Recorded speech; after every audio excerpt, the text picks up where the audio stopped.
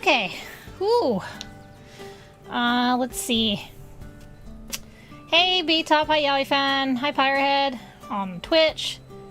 Deborah, Twisted Omen. And I am so sorry, you're Korean. The person with a Korean name in YouTube chat. Welcome, welcome, welcome. Let's go ahead and get started, though. Honestly, chat, I'm not ready for. I'm really not ready for this.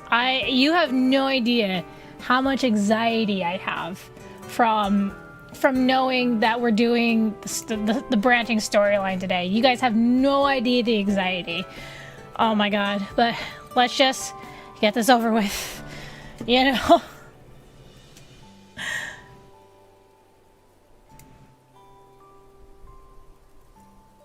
Hello! Good afternoon, good morning, good evening, chat. How you guys doing today? Happy Monday. Oh my goodness. It is time. It is time. Zayne's branching story. Thorns under the moon. Oh man, I had to avoid Twitter today and yesterday. Like, man, the people who are on the Asian servers are lucky. Oh yeah, for Twitch chat, all redeems are currently not available at the moment. So sorry about that. Oh, Pyrehead, thank you so much for gifting a Yowie Fan a sub. Thank you, thank you. I appreciate you. Thank you, thank you. Yeah, so all redeems are off today, mostly because I want to keep this distraction-free today. So I apologize. The redeems will come back on a normal stream day, but for today, all the redeems are off. So yeah, I'm sorry, B-Top, no cheesing me today. We got some serious storyline business to do today. We will power through. Yes, we will power through today. Yeah, I had to avoid TikTok too, because my TikTok is like littered with love and Deepspace stuff. Like, I mostly follow cosplayer stuff, but like, them cosplayers are fast, man. Like, they're so fast. Like, my god. Like, how can they be so fast? Well, making the costumes and trying to recreate scenes. It's giving me anxiety, man. I can't. So, before we get started, though, I do want to cover essentially what we're doing today for those who have not come by the stream before. Once again, I am duo streaming on Twitch and YouTube, so if it seems like I'm talking to somebody else, I'm probably talking to the other platforms chat. I do have both open on the side.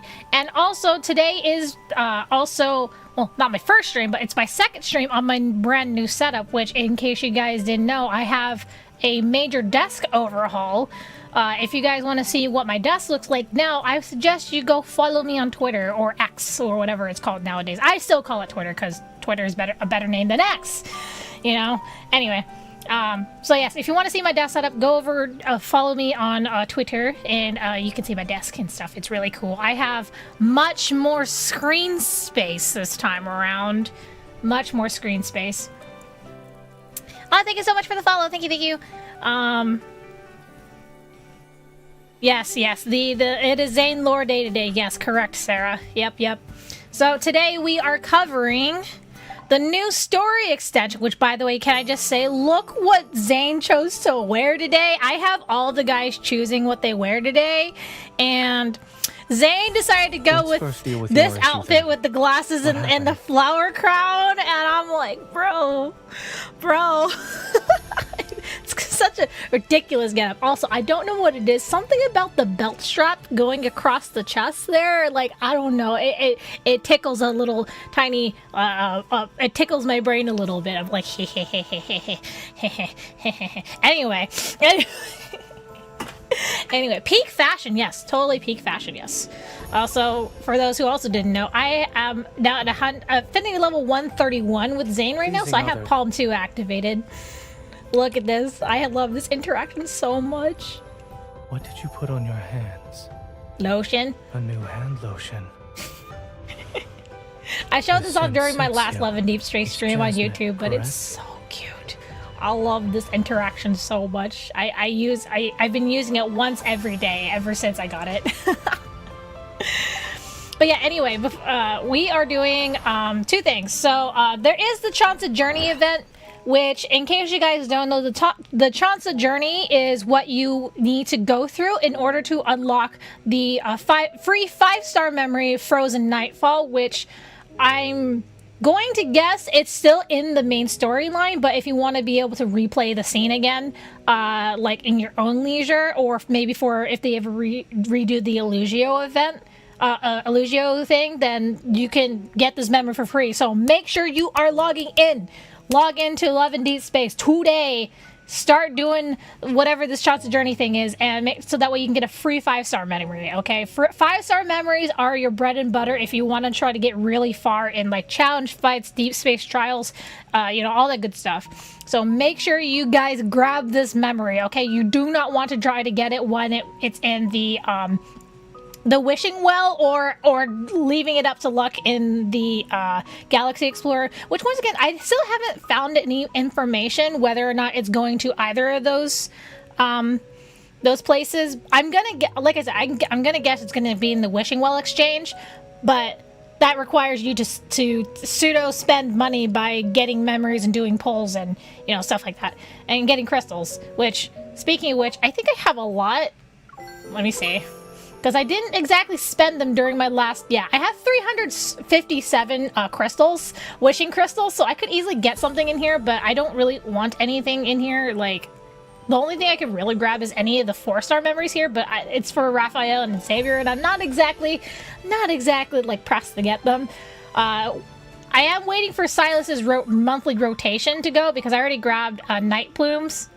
So that's already, like, sold out for me. So I've already have all of his 4-star memories maxed. So I'm trying to up Silas's, like, affinity. So that's why I'm saving my crystals for that. Okay, anyway. First we're gonna do the Chansia Journey event, which it seems like it's just a basic, like, story, like, mini story of maybe, like, challenge fight event. I'm going to guess. You spend crystals on tickets. You know, you could definitely do that too. I definitely try not to use the crystals for the tickets, like unless because I am a whale player, I do like buy the discounted tickets anyway. So I have the no need to. But if it helps you out with your game, feel free to spend your crystals however you want. That's just my personal choice. All right, so Chansia Journey. This ends in 9 days. So, and it gives you, let's see, 1, 2, 3, 4, 5, 6. I'm assuming you had to go through all 6 to get the memory. So you have like 6, 7, 8, 9, like 3 extra days on top of like logging in every day to do this. So let's see what this is all about. Let's see, Station Mystery. Phew, I thought it was a wanderer again. Thank goodness it's just a lost tourist. The subway station is so complex that even locals can get lost here. Even if a wanderer can get lost here, I'm not afraid. Next to me is the great Dr. Zayne, who can use 8D navigation. What does that even mean? You can make good use of modern technology. Wait, did we really enter from this entrance? I don't remember this billboard. Bad news. Me neither. Oh no. Oh no, they're lost. Another piece of bad news. The navigation system is... This is why you want to take a friend with you that has good sense of direction. Let me see if the holographic navigation on the My Watch will help. So that 8D navigation you mentioned earlier is just you. You can make good use of modern technology. Navigation completed. All right. Investigation completed. All right. So, let's see. What else do I have to do today? I already did my usual dailies, I think, except for like the mountain journey stuff, which is going through these. I think did I go through it? Let's see, I went through Zayne's, I went through Xavier's. Oh, I haven't caught up with Raphael. I'll do that later, though. I don't want to really, like, be stuck on this right now. Oh, and I have 3 explorations with Silas. Oh, shoot. Yeah, I'm behind on this. Like, because there's, like, 4 guys now, it's so hard for me to keep up. Plus, I was doing other stuff off stream and stuff. Okay. Oh, man. I am so scared, chat. I am so scared to start going through this. Oh my god, I don't have my heart rate monitor again, mostly because I keep forgetting to put it on. But, oh my god, my heart's pounding. My heart's pounding, dude. It's pounding so hard. Oh my god. Don't take that out of context, Twitch chat. I know you degens. Anyway. Anyway. Oh. Chat, are we ready? If you've gone through this, like, no spoilers, okay? Don't say anything. Just let me react to this as raw as possible. Like, no spoilers, don't hint at anything, don't say anything, okay? Oh my god. Whew. Okay, let's go. Imbalance! Wait, I need to download Racer! Oh, come on. Okay, fine. Fine. Oh my god. I had to download resources. Yep, go for it. Yep. Yep. I expect this stream to maybe go for maybe an hour and a half, because it is just a story. It's not like we're going through like a whole like date memory thing, because also I went back on the previous stream and actually highlighted all of the different memories for the banner, for the Wander and Wonder banner. My god, each memory date was about like 50 minutes long, and I'm like, wow, that's long. I'm used to the memories being like half an hour at longest. Like holy crap. Anyway, okay. Eye of the Storm, Prologue to Tomorrow, Chapter 1, Imbalance. Oh my god. Alright. Wait, what? Where are we? 2 months later. Okay, I'm guessing this takes place after the 2 months being in the N109 zone. In the dimly lit room, silhouettes lurk in the shadows. Holographic screens flicker with images of protocores being sold. Each flash is accompanied by a symbol marking their status. In the corner is a man whose pockets are heavy with poker chips. He takes out his phone and inputs an encrypted code with ease. The dark web interface on the screen sputters, then pops up a series of windows, even more mysterious. Whoa! Oh my god. Top secret. Hey, I was reading those. Connecting. Please don't exit. Okay, whoa. Had to slow down, chat. Alright. Anyone know about what happened in the no-hunt zone last night? Heard the core of the protofield got wrecked at the N109 zone. Rumors say over 50 wanderers showed up out of thin air, almost causing a riot. Maybe an ether core attracted the wanderers? Someone trying to frame the wanderers, maybe? Don't spread rumors. Saw known protocore smugglers near the Silver Screen Hotel. Lead? Investigate and report back. Okay. A photo appears on the screen.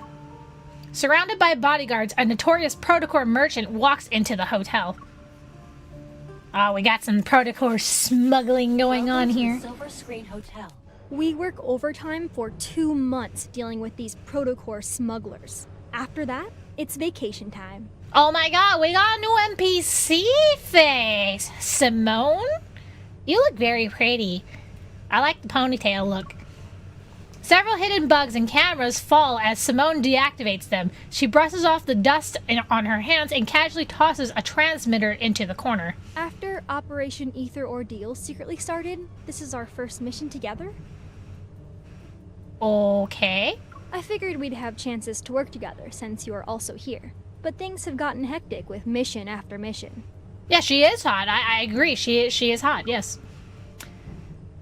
And you know what that means? Since there's an actual face to the character, there's probably a 3D model somewhere in the game. Simone used to be in Unicorn's armament tech. Whoa.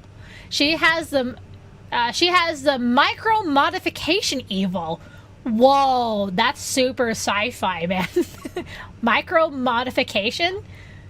And ever since she increased my hunter firearms firing rate by 2-fold, yo, can you do that with the gun that Silas gave me? Like, my god, it shoots so slow.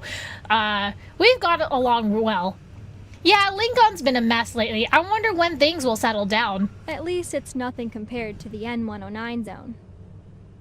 I heard you went in all by yourself 2 months ago.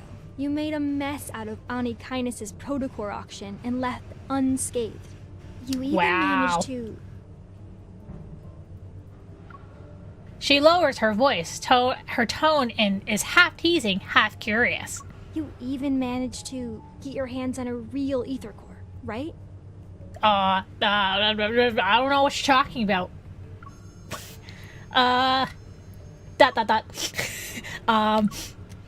The very ether core is resting inside my heart as an energy cluster. It's a secret. I haven't told anyone, not even the association's president. Yeah, I would not be surprised that she's keeping it a secret. Like, my gosh. I'm at a loss for words. I put on a helpless look. This is getting out of hand. At this rate, people will be saying I took down Silas all by myself and stopped Ani Kindness from taking over the N109 zone. Who knows? Aren't you one of the few Anhosen class evolvers we have? How did she even pronounce that right? I thought it was Anhausen. Anhausen? Anhausen? I can't even pronounce it right. Anyway, The N109 zone whispers about an ether core, and suddenly the groups on the dark web go nuts. I thought the association wouldn't bat an eye, but then Captain Jenna showed up and dragged me into the special operations team. oh no. Shit's going down if Captain Jenna needs you. It feels like we stumbled into something big, and that rumor being passed around becomes a truth. I always believed the ether core existed. I just never thought there was more than one. Well, shit. If these smugglers have the real deal, that baby's going straight into my railgun. What? Phrasing? Anyway, the elevator keeps climbing, as if it's taking us to the rooftop that's directly under the deep space tunnel. For a second, I feel like I'm back under the N109 zone sky. Allow me to jog your memory. Silas. From your past to your future, to even all the crimes you'll inevitably commit. Wait, is this the same delivery he gave us when we first met him? I feel like it's slightly different. After all, you and me, we're the same. Oh, whoa. My memories are too fragmented and unclear. Is it because of this ether core? My hand touches my chest, the warmth pulsating like another heartbeat. Heads up, you two. No. At the hotel's security system, you've been whitelisted and can come and go as you please. Hey, yo, another hot NPC, Andrew. Damn, he's got a chiseled face there, my gosh. When do we get to see you, handsome? Andrew, the captain of data analysis, is micromanaging all the intel for Operation Ether Ordeal. He's communicating via earpiece. Rendezvous in conference room 3909. It'll be showtime in 5 minutes. Damn, I want to see his face up close. A holographic 3D map of the hotel flickers to life before me, modules snapping into place. Simone winks. She's very proud of her latest gadget. I would be proud too. Evol will be transmitted through your contact lenses device to alter his memories. He'll think you're the buyer he met before. Oh. Damn, they can go as far as altering memories? That's dangerous. Understood. We'll grab the items and see if an ether core is present. Anyway, we can fight our way out if things go south. Are you doubting my new gadget or her Evol? Simone adjusts my dress as she equips a proto-field disruptor that's shaped like an earring. Our reflections stare back at us in the glass. Simone looks stylish in her secretary attire, and I'm wearing a simple, elegant dress. Is it the one that Silas gave me? I didn't think I would be an heiress again after I returned to working as a hunter. At least my time in the N109 zone taught me how to bluff. You sure about that? I feel like MC's ability to bluff is still kind of like needs some work. A ding announces that we've arrived on the 39th floor. Simone and I exchange a look. Here we are. Let's do this.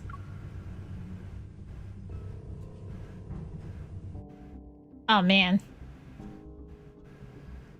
Yeah, I'm thinking it's the dance, the outfit she was wearing when they were doing the dance. Oh my god, I love that scene so much where they're just doing the ballroom dance. Oh, Silas, I miss you already.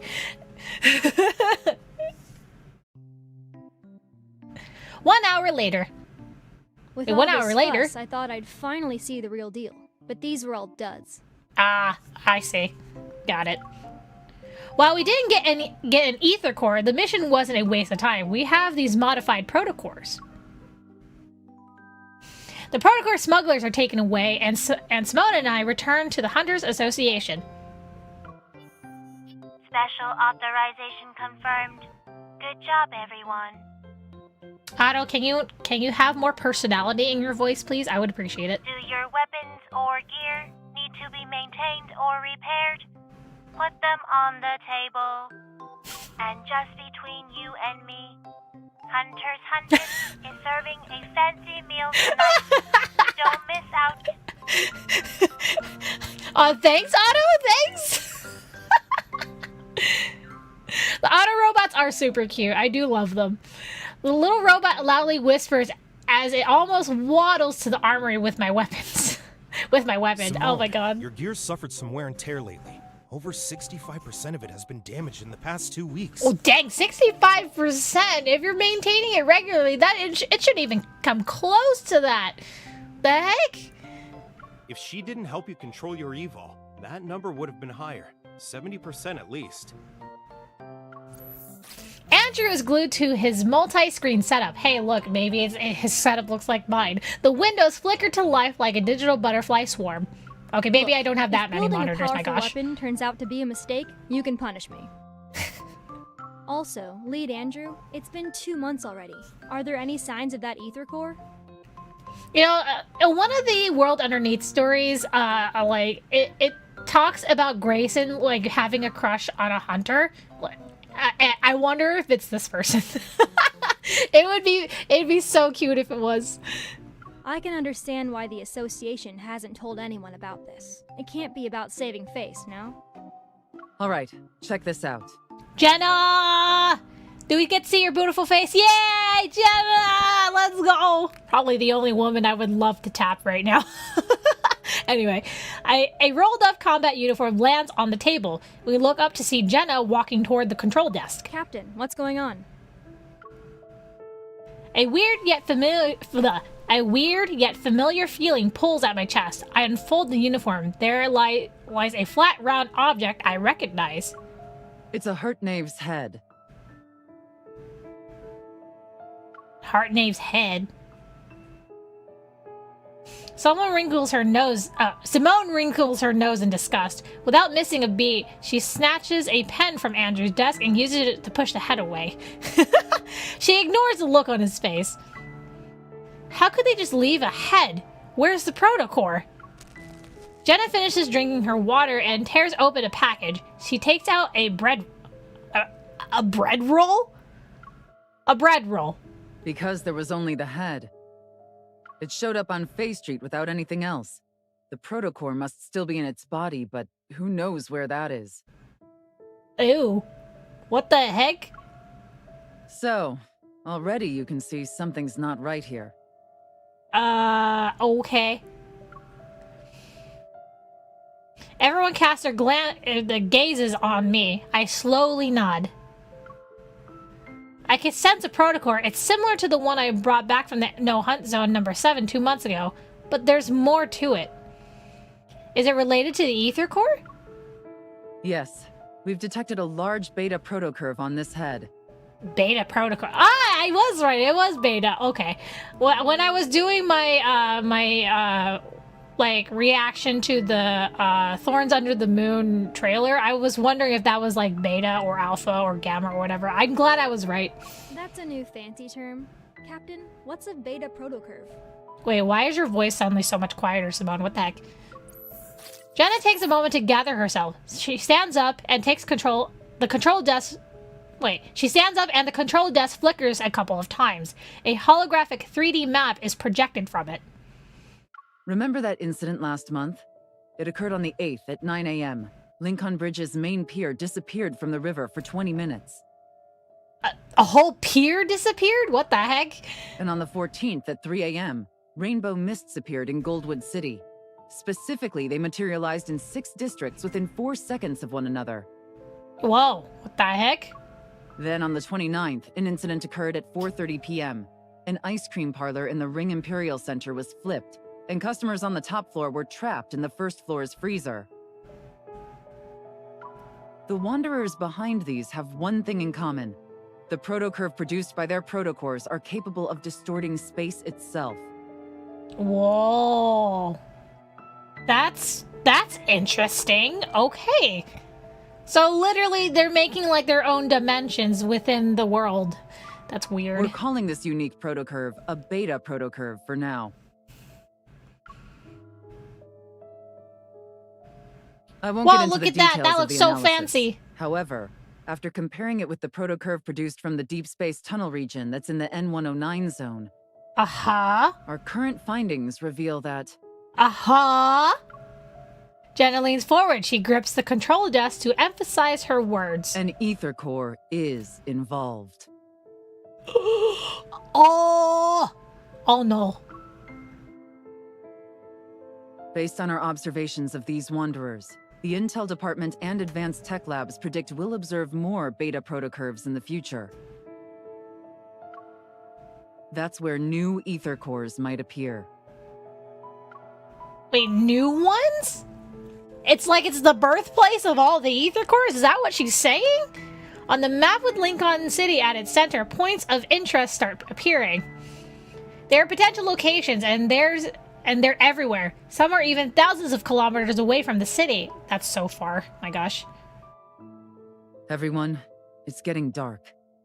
I don't know about that. The background looks pretty sunny to me. Night will fall. And we all know the big guys lurking in Lincoln's shadows are about to make their move. Oh, she was being figurative. Okay, got it. I was about to say, like, wait, what? It's nighttime? What? Captain Jenna revealed a lot of info today. There's another ether core aside from the one in my heart and one in Silas's eye. But it could be in any of those locations, and this ether core might be incomplete, similar to how the one in my heart was at first. Wait, so is her ether core actually complete now, or is it still, like, not whole? Because we don't know how many pieces of the core she has. Well, she has 2, but that doesn't mean it's necessarily whole. It will take some time to find that ether core. Our mission goes beyond just collecting ether cores. We also need to investigate the shady organizations that covet them for their own goals. They're essentially a ticking time bomb. We'll split up for now, but try not to alert the enemy. We don't want to make things worse. Wow.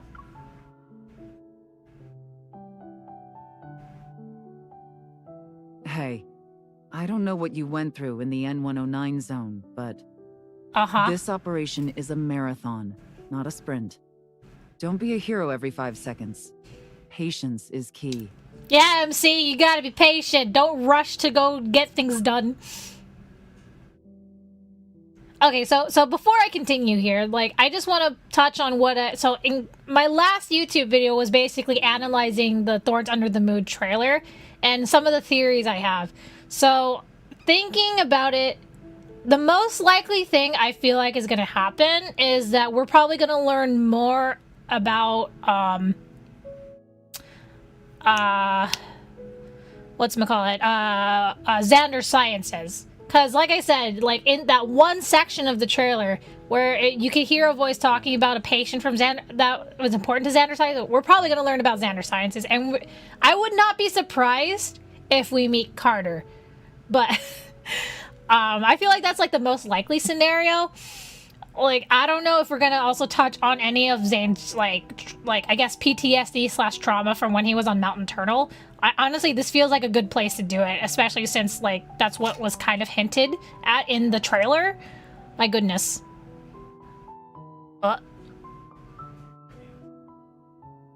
Chat, you okay there? My chat keeps connecting and disconnecting. That's weird. Well, I guess YouTube's being weird. Is the stream still going? Chat, say something. Anything. Hopefully, if it's connected. I know Twitch chat, you guys are fine. It's alive? Okay. Alright. Thank you, Nigel. Also, Nigel, enjoy your new mod powers. Alright, we're fine. Okay, I just keep seeing, like, a repeated message like, chat disconnected. Successfully, it keeps going over and over. I was like, what the heck? Okay, but anyway. Alright, back to the story. After spitting out my toothpaste, I put down my toothbrush and stare at my reflection in the bathroom mirror. I unearthed some interesting info in the Association's archives today. There are also a few loose ends from my time in the N109 zone that need to be addressed. No, don't ban everyone, Nigel! That's not why I gave you the powers. I should first deal with what I can handle right now, so...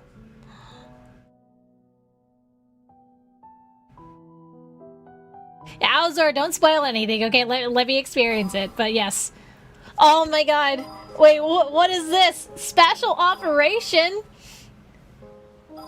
Oh wait, we're getting some new notes. Hey yo, I want to read those. Hang on. Sorry guys, I like reading the note stuff and the character lore stuff, so yeah, okay. Okay, Andrew, the captain of data analysis and the district advisor. Okay, so he's in charge of Nero and Terra, okay, who is known for his logical rigor, meticulous thinking, and emotional stability. His evil is memory. What? Oh, that's his evil. Oh, that's cool. But it only affects those with a lower evil level than his and lasts no longer than 30 minutes. Okay, it's not an OP, like, memory alteration. It's not, like, permanent or anything. Alright, cool. I'm glad that he doesn't have an OP. Can you imagine how OP that evil will be? He could easily take over the world if he wanted to, if it was stronger. You know?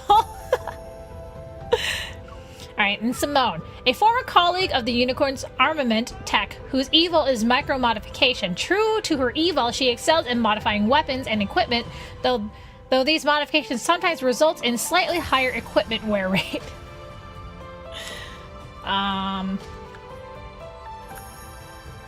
Well then. Is that all that was added? What else? Was anything else added? Hunter's Guide? Oh, here you go. Let's see. Alright, we already had the data. Okay, armament tech. The Hunters Association assigns a specialized team to each squad dedicated to the development, optimization, and the maintenance of combat equipment. This team provides a state-of-the-art technological support to hunters and enhances the combat capabilities and efficiency of the entire squad. Oh! Yeah, no... Wow. I mean, they wouldn't have their weaponry without the armament tech, I guess, right? Like, my goodness. Alright. Huh. Alright. Yeah, are we getting into the thick of it? Ah! No! Oh, no. Okay, so I'm assuming these other two are Raphael and Xavier. Oh... Oh, my heart's starting to beat a little faster. Oh my god, I could feel it like pounding out of my chest now. Oh. Whew. Okay, guys. Thorns under the moon. Investigate the crystal shard of the monster. Quote, monster. Oh my god. I'm not ready. I'm not ready. The sound of footsteps reverberates, a hollow echo upon the marble floor. Looking up, Zayne once again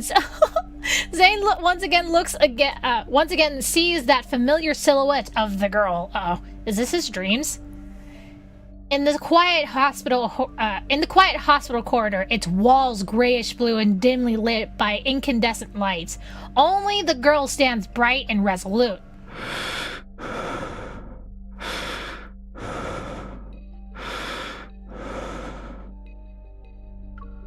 Yearning to call out to her, yet incapable of making a sound, he has no choice but to quicken his pace. He runs after her. Yet, at that moment, terrifying black crystals erupt from surrounding walls. No. Oh no. Stop. Without warning, the entire place distorts. Those sharp spikes hurtle towards the girl's throat. Panicking, he turns to face them. She turns to face him as their eyes meet. Her lips quiver in despair, softly whispering broken, desperate sounds.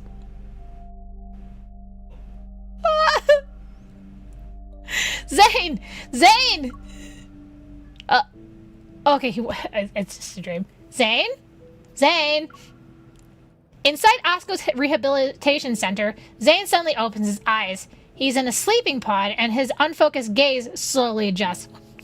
Wait, why is he in a sleeping pod? Has his sleep deprivation been that bad? Did you have another nightmare? Yes. Oh my god. I already feel sad for him. What the heck? Rubbing his temples, he sits up. His eyes is a reflection of my concerned expression. Don't worry. Lying down in a large box with eyes staring at me.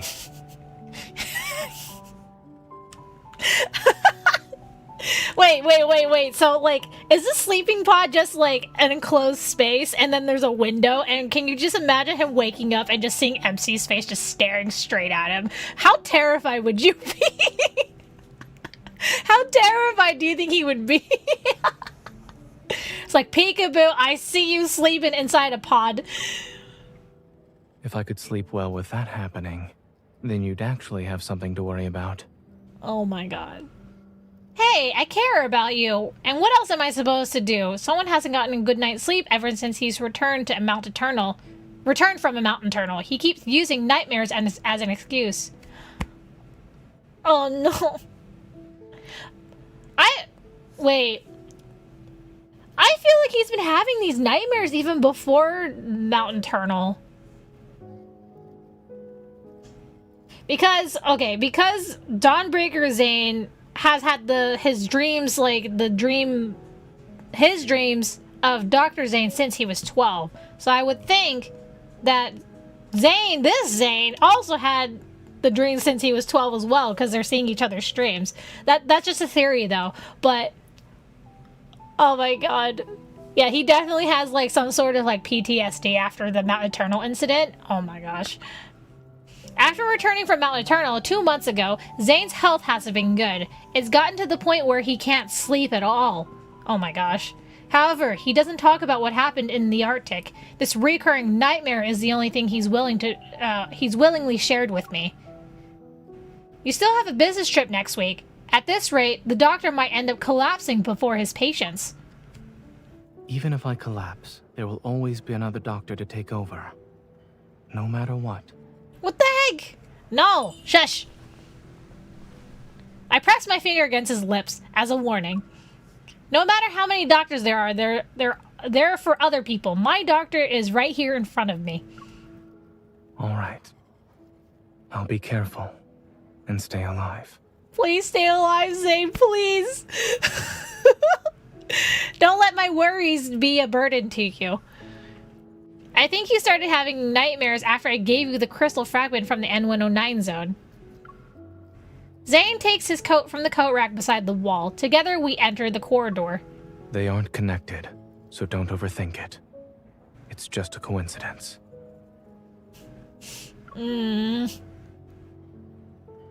Speaking of which, there's been progress with the analysis of that crystal. Oh, there's progress? Is it related to the protocore syndrome? At the moment, I've developed a hypothesis based on the data. I'll share the details with you once there are conclusive results. Okay.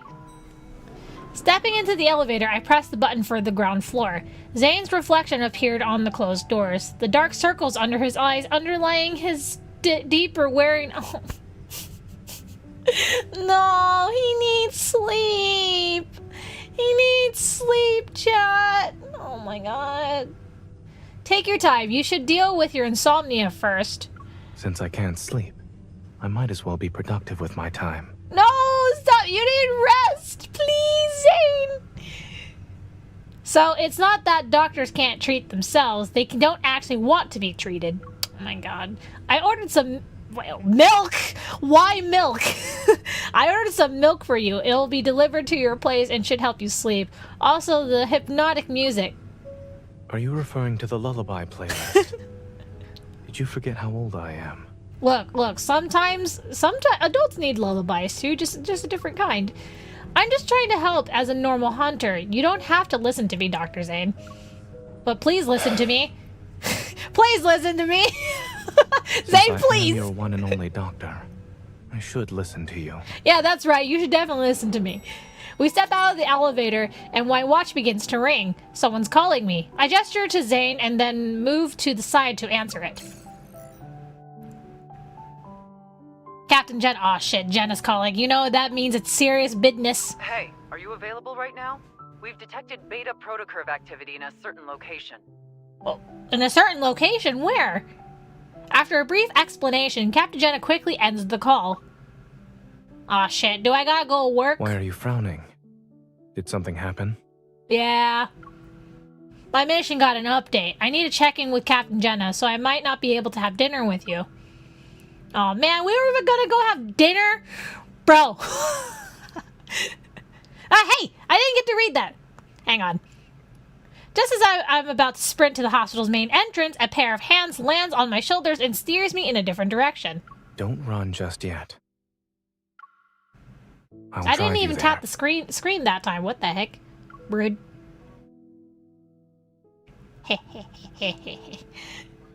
Oh my god, he's having such insomnia problems. Like in a lot of the a few of the 4-star memories, it shows Zayne has always had trouble sleeping, because he often takes naps in his office, like in between surgeries and stuff, because he needs sleep.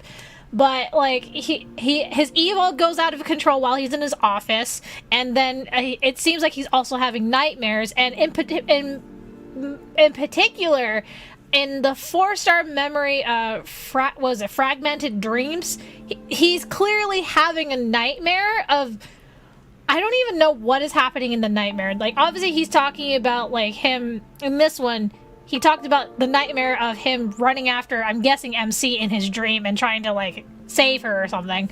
But, like, the nightmare he has in Fragmented Dream is entirely different, which makes me wonder what that memory is. I have, like, only, like, one theory, and it's honestly a really big stretch. I've been always pondering why he left suddenly when MC and him were kids in childhood. Like he suddenly disappeared from her life. So my guess is that maybe something happened involving his evil with MC, that he ended up accidentally injuring her some way, or maybe MC had some sort of like an equivalent of a heart attack or something in front of Zayne while they were like hanging out or something. And as a kid, when something like that happens, that's really traumatizing. Like, you don't know what's happening to your friend. They could be dying. Suddenly they're not acting normal. That's like really traumatizing for a kid. So it makes me wonder that nightmare in Fragmented Dreams is the voice you hear. My guess is maybe his father reassuring them. It's like, okay, no, she's fine. You didn't, like, do anything. Like, or maybe, like, it's the MC's parent, I don't know. I don't even know when MC even lost her parents, or if she even had parental figures aside from Grandma Josephine.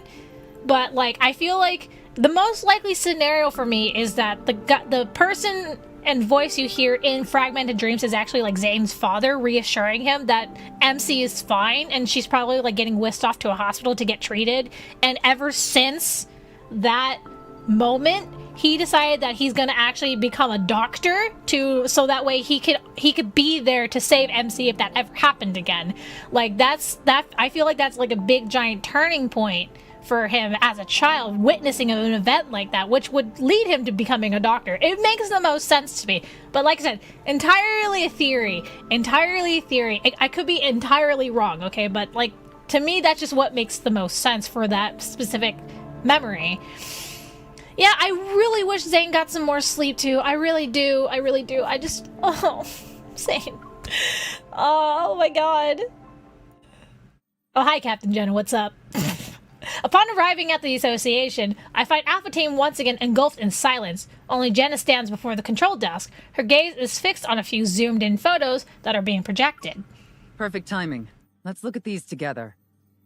Okay. Okay, what's going on? She waves her hand and those photos are pushed toward me. As I approach to get a closer look, it becomes evident that a distinct figure appears in every picture. Grabs the sleep brick. Oh no. The figure is also marked with conspicuous colors, which shows traces of a beta protocurve. Ah, Uzi, thank you so much for your tier 1 sub. I appreciate you. All of them are from the same Wanderer. Yes, including this morning. Andrew has found its traces 5 times. Beta protocurve activity was detected in every instance. Oh no. Oh no. That means it's related to an ether core. It could very well be carrying one, or an ether core fragment.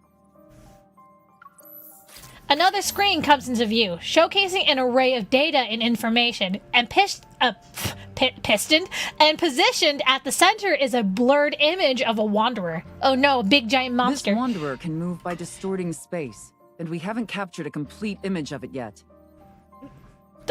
Distorting space? Oh! Is this the wanderer that they were talking about in the previous, like, meeting? That the suddenly, like, things were disappearing and then reappearing after a period of time? Oh my god. However, the Intel department made a discovery. In areas where it did appear, many patients with protocore syndrome have fallen into a coma. Some even go into shock.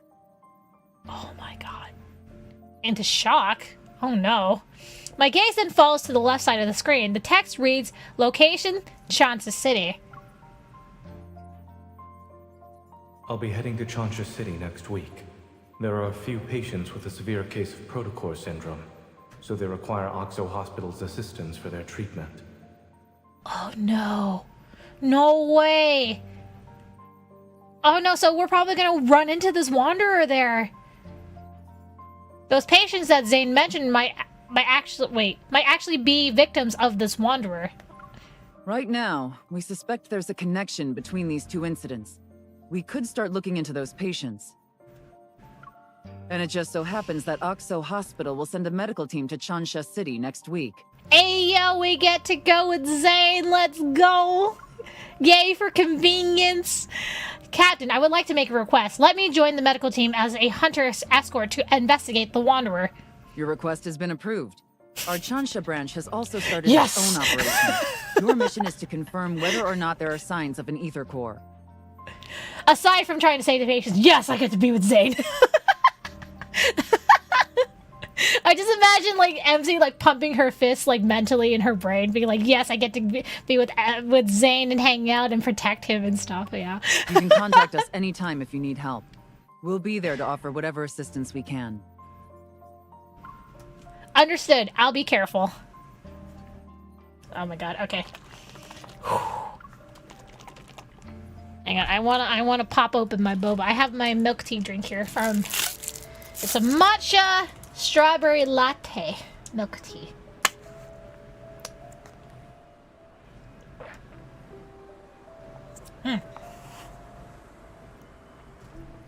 Blah. As I leave the association, Zayne's figure appears in the distance. He's been patiently waiting by the road. Gib, no, my milk tea. Just as I'm about to walk over, a massive bouquet of white roses suddenly engulfs my... Wait, what? Wait, white roses? White roses? White roses meaning... Purity. Pure... Who the heck is giving me white roses? Miss, I've heard so much about you. It's an honor to finally meet you in person. Who the heck are you? And why do you feel very villainous? Or villain-like? It's those sharp cheek angles and narrow face, man. And you are? I almost forgot that this is our first meeting. But you should have already received my business card a few days ago, along with the flowers. Wait, what? What? He sent me flowers and a business card? The man has a gentle gaze, as if to be friendly. He extends his other hand toward me. I'm Carter, from Xander Sciences. No, I'm on to you, Carter. No, fuck this guy. I'm on to you. Very suspect. This is the guy I was suspicious of. For those who have not read The World Underneath or don't remember, Carter is the person that works for Xander Sciences that wanted Zayne to join him at Xander Sciences to advance protocore technology at that company instead of having Zayne stay at Oxo Hospital and be a heart surgeon. This guy is trying... This guy is obsessed with extending life and fending off death, which is against the natural human cycle, which Zayne is very much against. Like... Nah. I don't trust this guy. 1 second. Get your narrow face out of my face. Yeah, who names their kid Carter? I don't know, Uzi, but I'm just saying this guy's bad news. This guy is bad news. He tried to give Zayne a medical file that definitely had a Trojan horse on it to try to take over Zayne's like I guess system to get some private information out of Zayne illegally. Nuh-uh. I don't trust this guy. 1 second. I recall seeing a business card that had mysteriously appeared on my desk not too long ago. It was accompanied by attention-grabbing deliveries as well. Oh, those were from you. Thanks to your efforts in apprehending those protocore merchants, Xander Sciences was able to recover a valuable batch of protocores. Yeah, I'm sure you're happy about that, aren't you, Carter? Many patients were saved as a result. Naturally, I wanted to express my gratitude. I wonder if you'll do me the honor of having dinner with me, miss? What? Nuh-uh. Absolutely. Please say no. Please say no. He already has plans for tonight. Oh. Oh yeah, Zayne's right there. I forgot Zayne's like right there.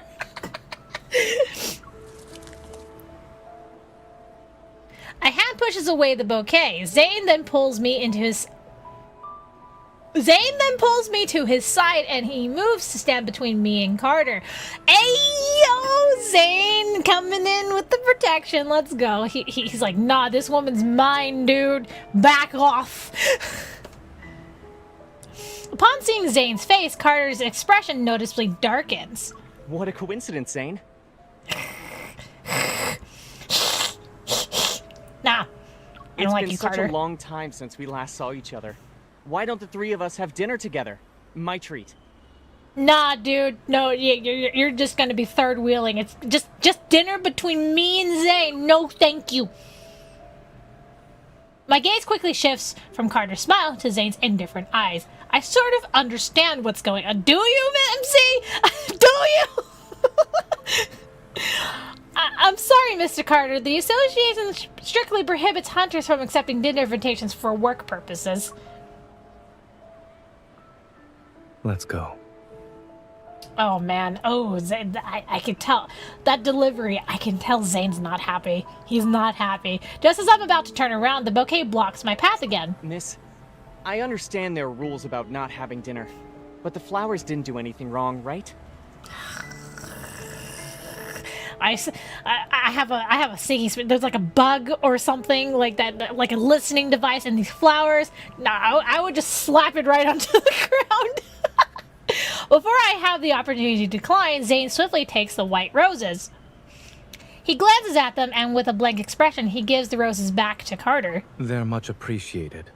Unfortunately, there's no room for them in my car. It's not like he has a mostly empty, clean car anyway, just saying. Miss Hunter? With Zayne holding my arm, I leave. Carter persistently follows us. Actually, I'm here to give you a reminder. God, he's persistent! The outside world isn't as safe as Lincoln. Be careful when you're traveling. Gee, I wonder why you would give me such a message, huh? I'm watching you, Carter. I'm watching you. I know what you're up to. The MC may not, but I see what you're doing. I see what you're doing. You can't fool me with those beady eyes. Seatbelt. Zayne turns the steering wheel and the car joins the stream of flowing traffic. That guy seems to know you pretty well. Are you acquainted with him? And Xander Sciences. I feel like I've heard that name from somewhere.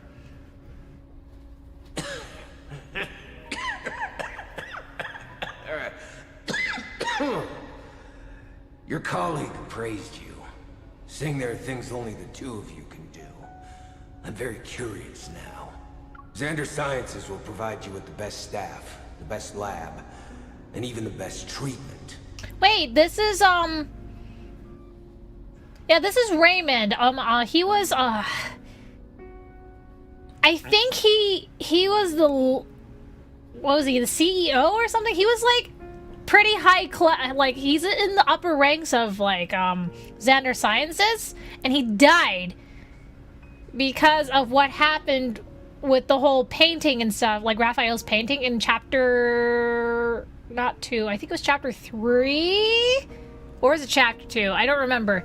It was one of those 2 chapters, but, like, I think he was, like, part of the upper, like, one of the higher-ups of Xander Sciences.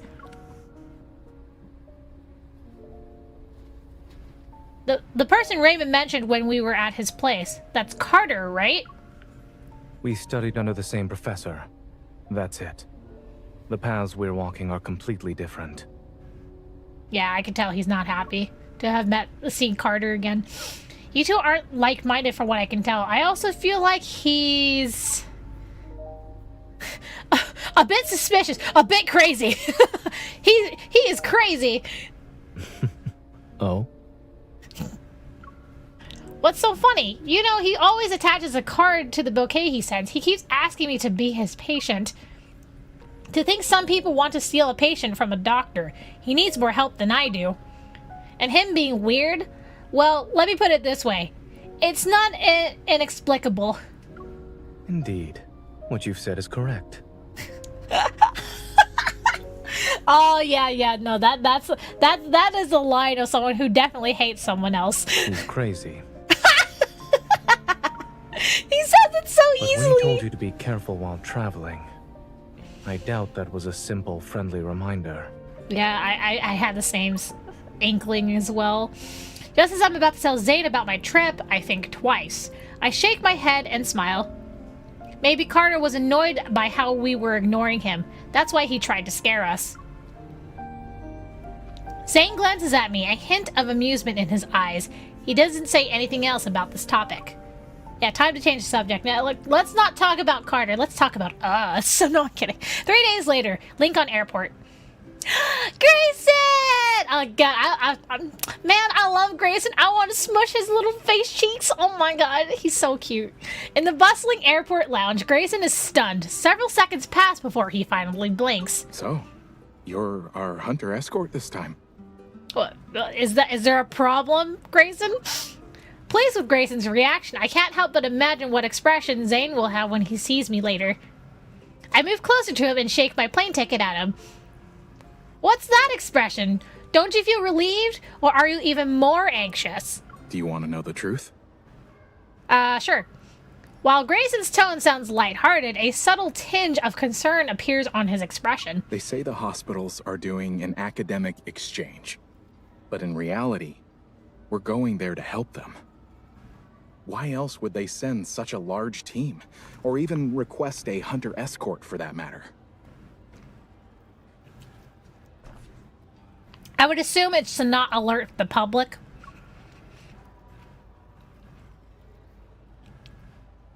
Having Zayne fly all the way there, the situation must be pretty bad. Actually, the main problem is with one of the patients. Grayson lowers his voice and leans in closer. Grayson, do you have to be talking about this now? His biopsy results show that the crystals in his heart have a certain shape and structure that's different from the ones you'd see with protocore syndrome. Also, when he was admitted to the hospital, he caused a metaflux burst. That's not good. That's not good at all. As if worried I wouldn't believe him, Grayson takes out his phone and shows me a video. My friend who works at Chansia Hospital sent me this. All the flux stabilizers in the ER went down. It was a mess. Yeah, I would imagine. Without those flux stabilizers, wanderers could easily appear in the hospital and cause chaos. Not to mention casualties.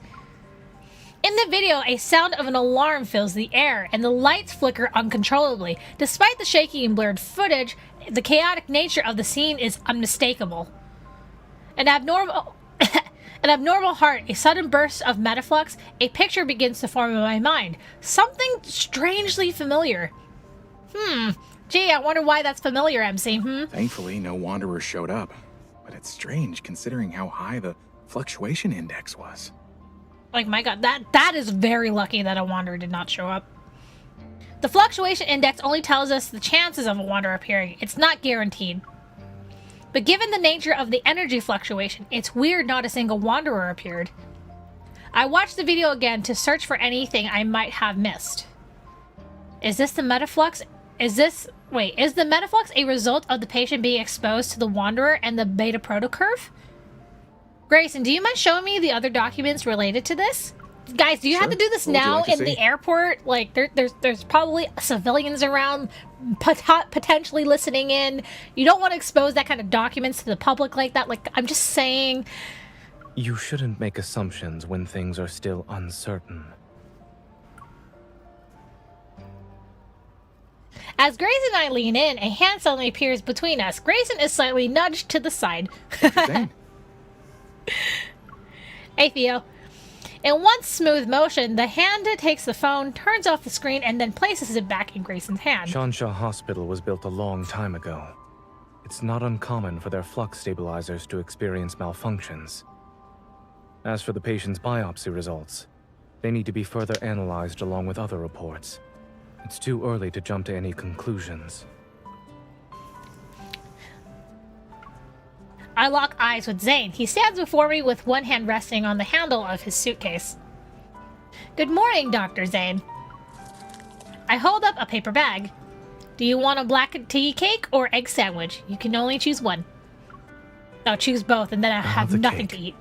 Of course he wants the cake! Of course he wants the cake. Why would he choose the sandwich when there's a delicious cake right there? Come on. Come on. Did you arrive at the airport early to buy breakfast? When did I ever say that? I retrieve my suitcase from behind a chair and proudly present my ID as a hunter escort to Zayne. Surprise! Mm-hmm. Oh, he's not impressed. Contrary to my expectations, I see no traces of astonishment in Zayne's expression. Instead, he calmly hands me a hot latte. Have you ever thought about who approved and signed your escort application and ID request? Ah, shit! No! My plan to surprise him is ruined. No! Damn it. Dang it, he knew as soon as the paperwork came through. Darn it! The flight takes several hours. Eventually, the plane lands at Chansia Airport. Boarding the shuttle sent by Chansia Hospital, the medical team immediately heads to their destination. The chief of surgery, his hair already starting to gray, exchanges pleasantries with Zayne before quickly delving into a discussion about the patient. They're on ECMO. After the open heart surgery, adhesions began to develop. And this morning, we saw the crystals spreading. They're very close to the lungs now. Oh no. Then we'll have to perform surgery as soon as possible. Zayne quickly flips through the patient's medical record while putting marks on the paper. Crystal extraction is already a complex procedure. Those adhesions... We're worried the patient won't be in a stable condition while under anesthesia. This is our only option. We must perform the surgery. This is technically Zayne's specialty. Let's reassess the patient's health and proceed once his physical condition allows it.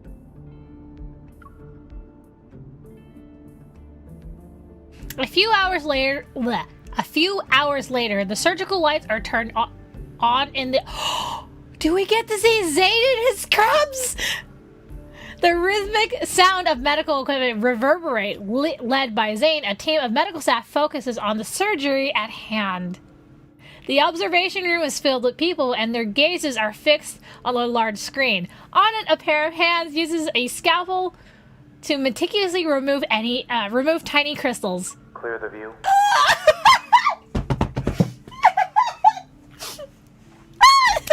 We get to see him in scrubs.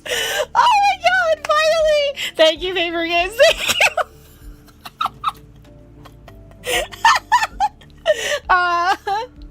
After ensuring there's no unusual activity, I make my way back to the glass. Dr. Zayne is brave for taking on such a risky case. Oh, finally, Zayne and Scrubs. I would like to see the full character model, but I'm okay with the portrait as well. Captain Willow. We meet again.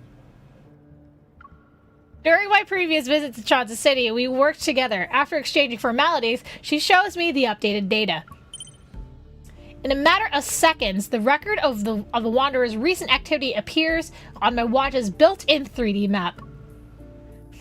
I managed to traverse the entire city in 5 minutes. I've never seen a Wanderer move that fast before. Captain Jenna said that there's no clear image of the Wanderer yet. Do you have any new leads? We did some comparisons. Aside from the protocorps not aligning, the Wanderer closely resembles Mist. Mist? Oh my god. Really? Mist? Man, could this Wanderer be any more tougher to take down? But if you look at all the data, the traits this Wanderer exhibits are different from the Mists I've seen. Yeah. I don't know what got into it, and how it managed to hide so well. Perhaps the ether core made it mutate or something. Suddenly, discussion erupts next to us. It draws mine and Willow's attention to the screen. A scale-like tiny crystal is slowly being peeled away from the edge of a blood vessel.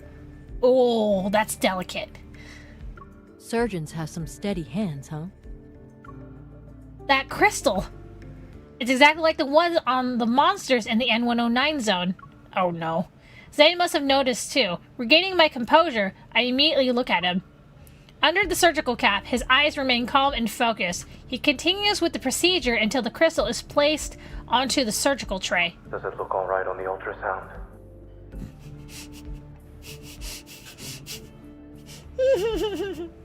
Yes, it came off. Any bleeding? No. Let's wrap it up. Applause erupts throughout the... Guys, this ain't a show, come on! Really? Applause erupts throughout the observation room and relief washes over me. However, I feel a strange, unusual tremor in my chest. Wait, what? Something is rapidly expanding. Metaflux? The alarm from the flux stabilizers resound throughout the entire operating room. Captain Willow and I exchange a look and immediately get to work. She starts evacuating the spectators while I run to the intercom. Zayne, a Wanderer is about to appear. You need to move. Dr. Zayne, the patient's blood pressure is dropping. Oh, yo, it's Grayson, it's Gross, let's go! Increase the adrenaline to 0.1 micrograms. The alarm becomes louder. I immediately pull out my gun and aim it at the area where the energy fluctuation has peaked.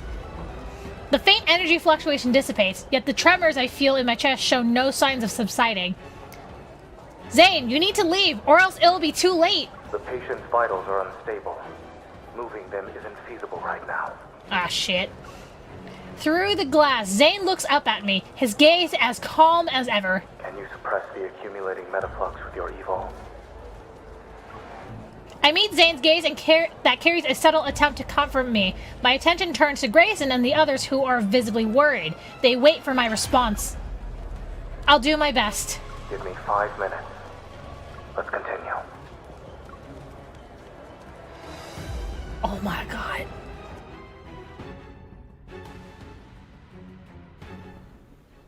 Bro! That's some intense shit right there. Oh my god. In the middle of his surgery? Oh my god. Also scrubs. Hell yeah. Anyway. Oh my god. I need to take a sip. Hang on. Sorry. Hang on. Ah. Stupid boba, get in the straw.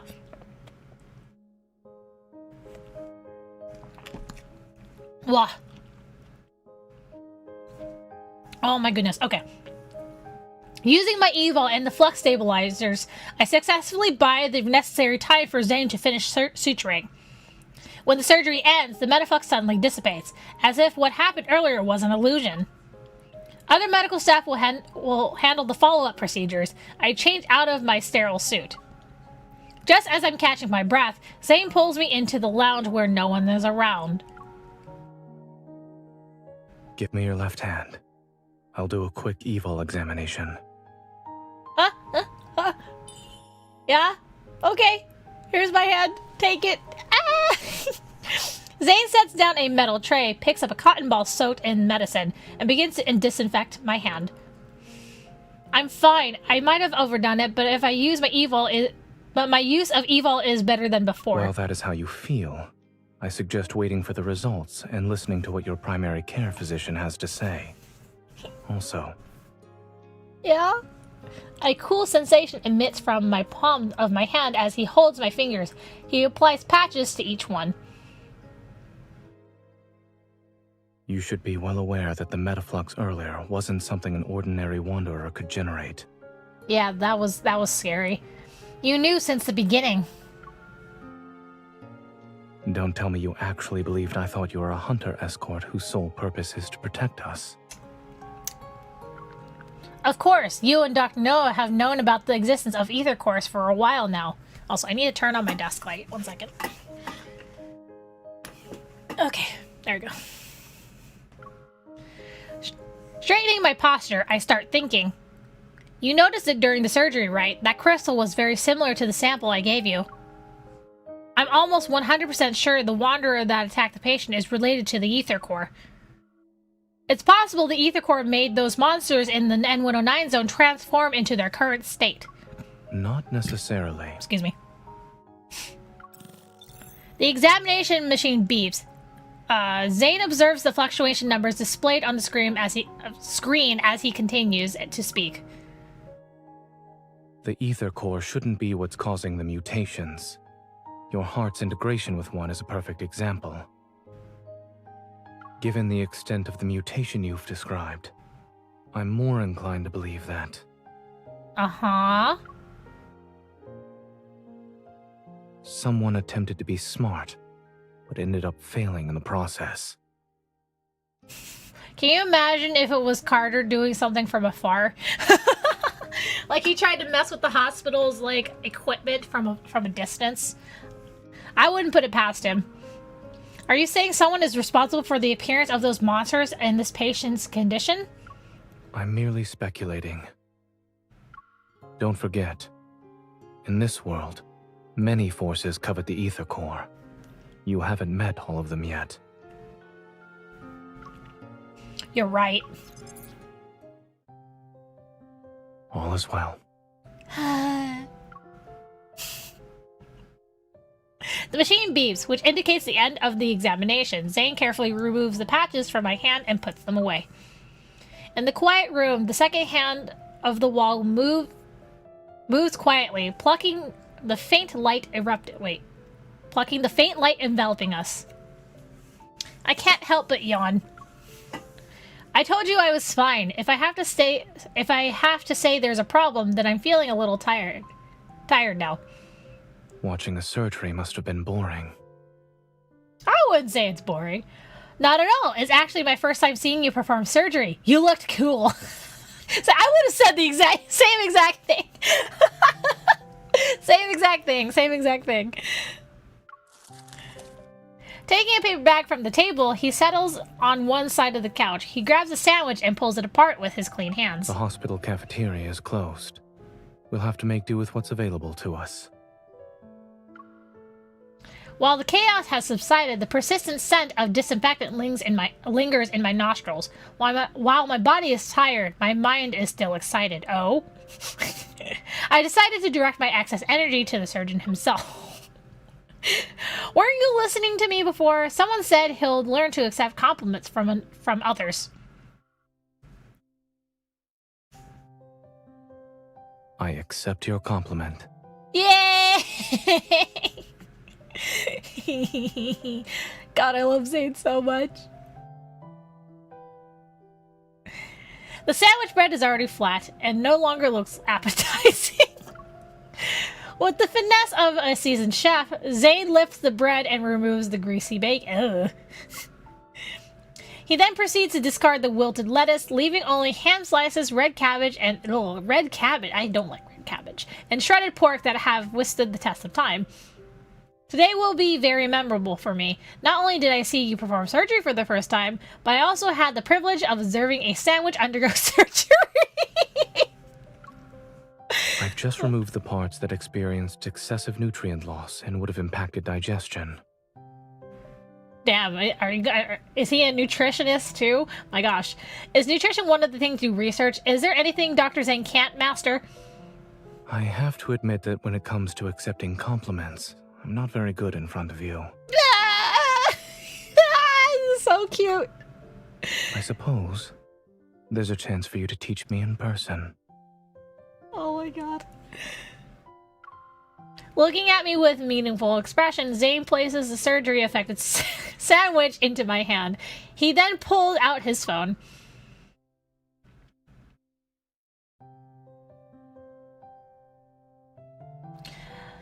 Baffled, I lean in and watch as Zayne taps on a message notification. He opens up a new medical team group chat, which was created earlier today.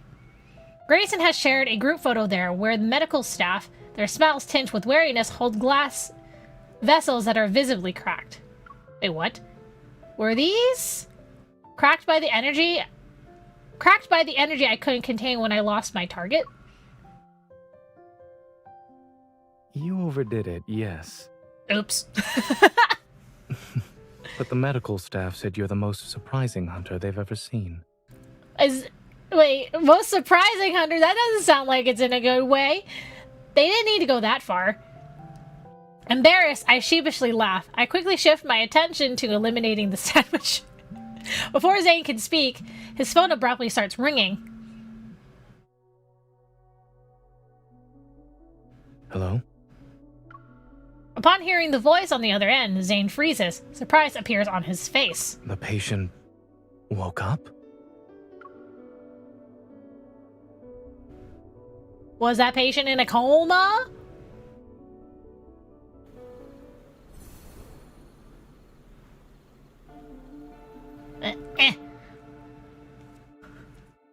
Oh no.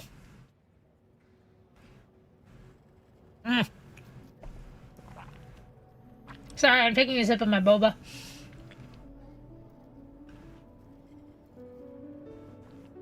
When Zayne, Grayson, and I arrive at the entrance at the ICU, a nurse approaches us.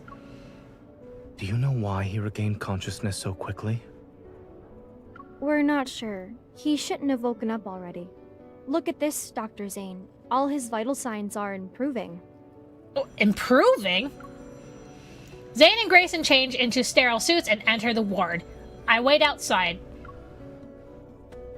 Can you hear me? He's back in scrubs. Do you remember where we are?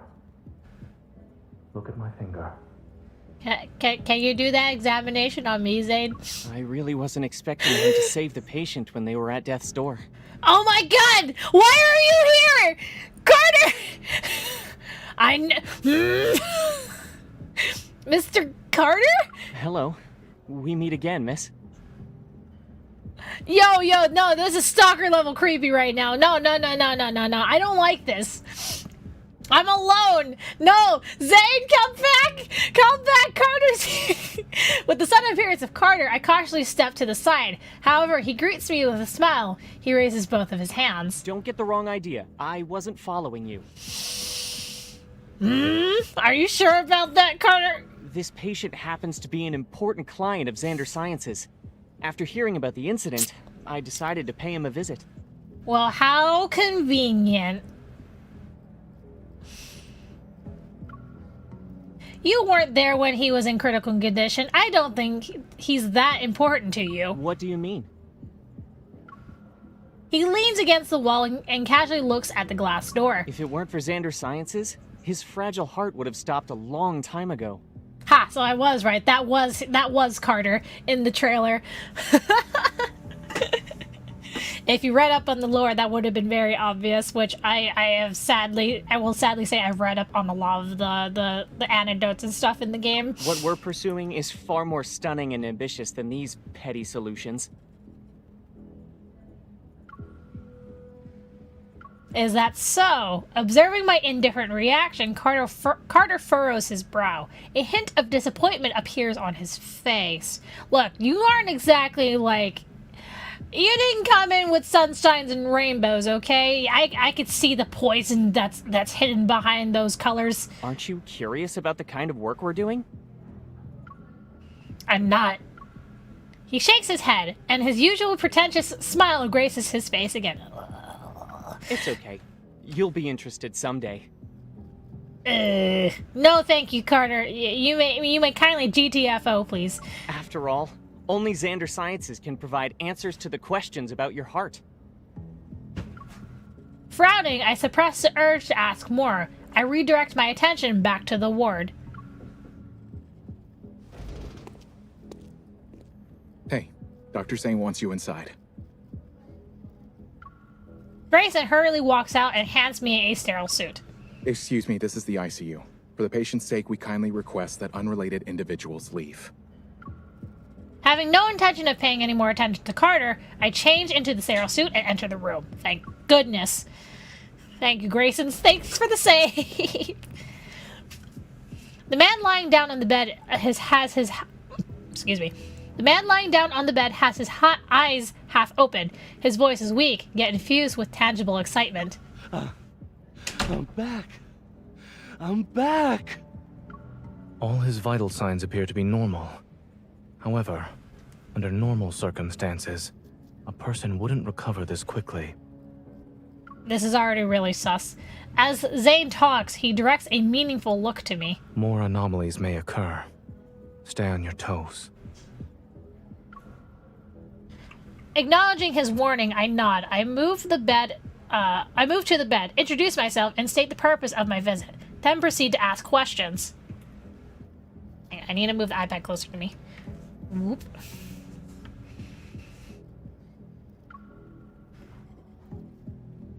Davis, you said you're back. Where were you? It trapped me. I couldn't get out. Trap? What? It was like a nightmare. I couldn't wake up. Oh, is that what we're dealing? Oh no. Oh no. I turn on my watch and pull up a picture of Mist. When you say it, do you mean this? Yes. It was that thing. It was inside of me, but it wasn't. Suddenly, the vital signs monitor starts beeping loudly. The man on the bed begins convulsing as if something started choking him. Metaflux! Zayne! I quickly pull out my gun and sense a more intense fluctuation. It surges and engulfs the entire room oh shit. Grayson, transfer the patient to another room and prepare for resuscitation. Unexpectedly, a rift appears and reveals the shadowy figure of a wanderer. Moving myself to the front of the bed, I point my gun at the wanderer. However, it disappears in a blink of an eye. A second later, it materializes like a phantom in another location. Hey, behind you. Evading its slash, I aim my gun at the center of the fluctuation. However, a tremor overwhelms my chest. I barely feel any pain, only a dense white fog surges before me and obscures my vision. The ward dissipates as if my surroundings are transforming into another realm. Oh shit, we're getting isekai! No! I thought we were done with the isekai adventures. The last thing I see is Zayne rushing toward me. Zayne, watch out! I thought we were done being isekai, guys. What the heck? Oh no.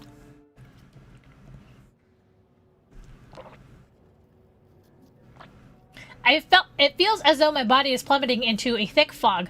The sensation of weightlessness threatens to push my heartbeat out of my chest. Amidst the chaos, I muster my strength to find something, anything to hold on to, and after what feels like forever, my feet touch solid ground. My surroundings become clear. Bathed in dim, feeble light, a long corridor appears before me. Its end remains hidden in mist. Oh no. I'm at a hospital? No. I feel a faint tremor in my chest. A familiar energy fluctuation surges with the mist. It drags me somewhere. This fluctuation is from an ether core. I'm probably in the Wanderer's protofield. As I stand in the empty space, the sound of approaching footsteps reaches my ears. Turning around, I notice a dark figure. Zayne? An onslaught of sharp ice crystals materializes around me. They're ready to pierce my heart. What? What?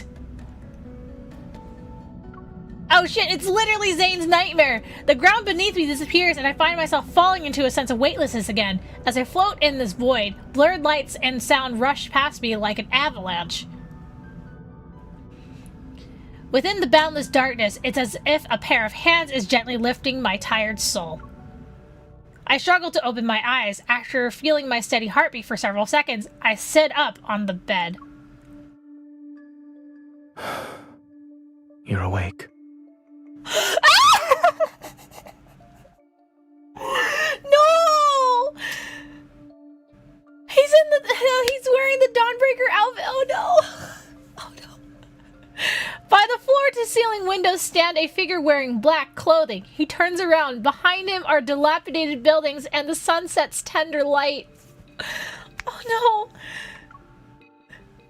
Zayne. The figure takes another step, his appearance nearly overlapping with the dark figure I had seen before. I move back. How are you feeling? Is this our Dr. Zayne or is this Dawnbreaker? After hesitating for a moment, I reach out and touch his cheek.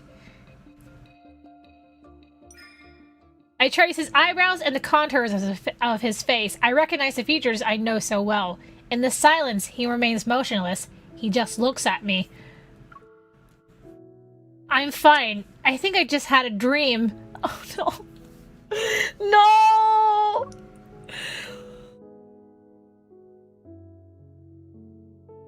Perhaps it's the influence of the protofield that caused me to have these strange illusions. Shaking my head to clear my thoughts, I shift my focus to the room.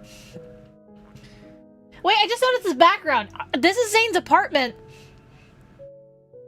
That's Zayne's apartment. It's just in, like, dusk, I guess? The cracked grayish-white walls enclose a space where a sofa, holographic screen, refrigerator, and various functional at-home appliances exist in close proximity. It looks like the home of someone who struggles with living a normal life. Do you remember what happened in the ward? Oh my god. The wanderer that suddenly appears, the tremor in my heart, and Zayne running toward me, the memories gradually find their way back to my mind. Are we still in the Wanderer's protofield? Yes. Oh, my heart is like clenching right now. We are literally... Oh my god. That's literally Dawnbreaker's home. That's literally Dawnbreaker Zayne's home. Oh god, that's scary. That's so scary. Following Zayne's gaze, I get up from the bed and join him in looking out the window. As the final remnants of twilight vanish, the city stands before us under the light blue sky. Its desolation is evident. The place is a rusted skeleton of its former self.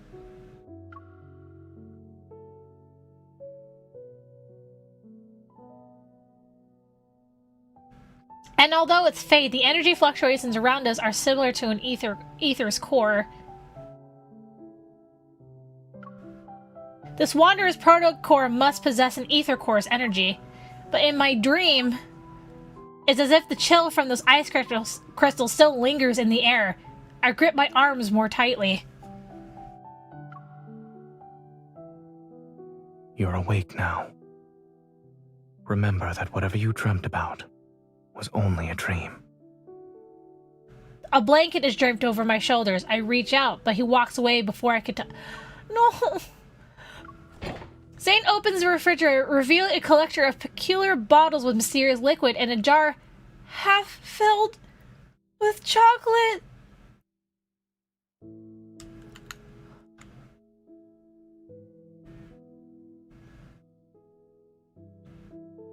Mysterious liquids, half filled jar with chocolate?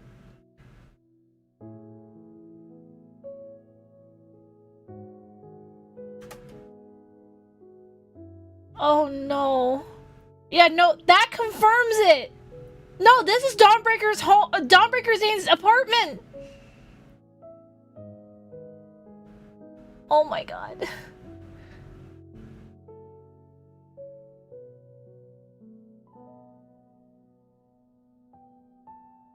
for those who have not read up on the anecdotes or watched my recent YouTube video, the mysterious liquids are nutrient-dense drinks that Dawnbreaker Zayne relied on as his food.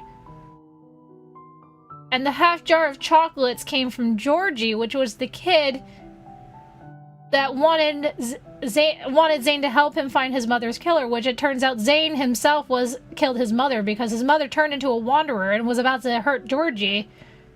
And the jar was his payment. And no, guys, I'm in tears right now.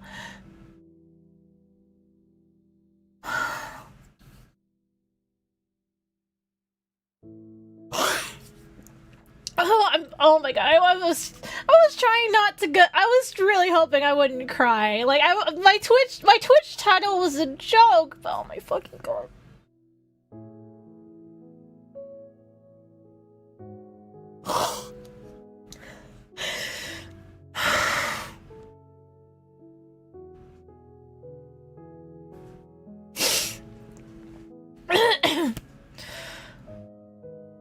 Oh my god. Honestly, I'm glad my speculations were right, but oh my god. Thank you so much for the follow. Oh my god.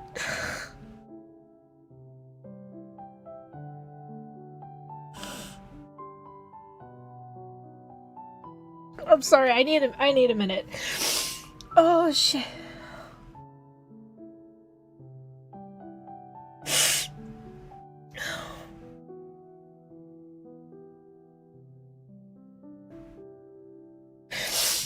Oh fuck.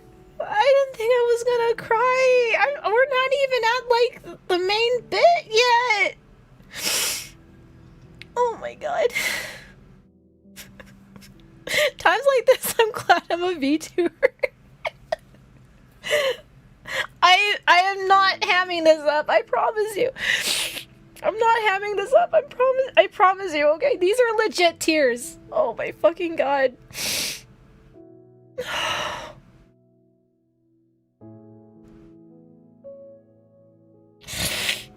Oh my god. Oh my heart is aching. It's aching so much. Oh my god. Yeah, Zayne doesn't need this kind of angst, man. He's already gone through a lot. Oh my god.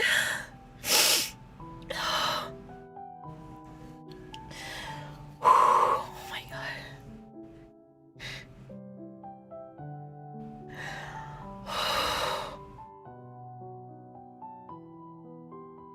Yeah. I should probably have tissues. It's okay. I have my hands in my shirt. It's fine. Oh my god.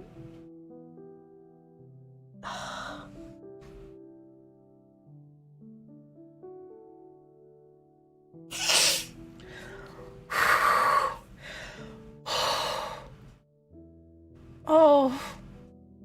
Yeah, Zayne shouldn't be going through this alone. Absolutely not. He's been going through this for 2 months, and who knows how long he's actually been going through this. Story says the past 2 months. I honestly believe he's gone through this a lot longer. Honestly.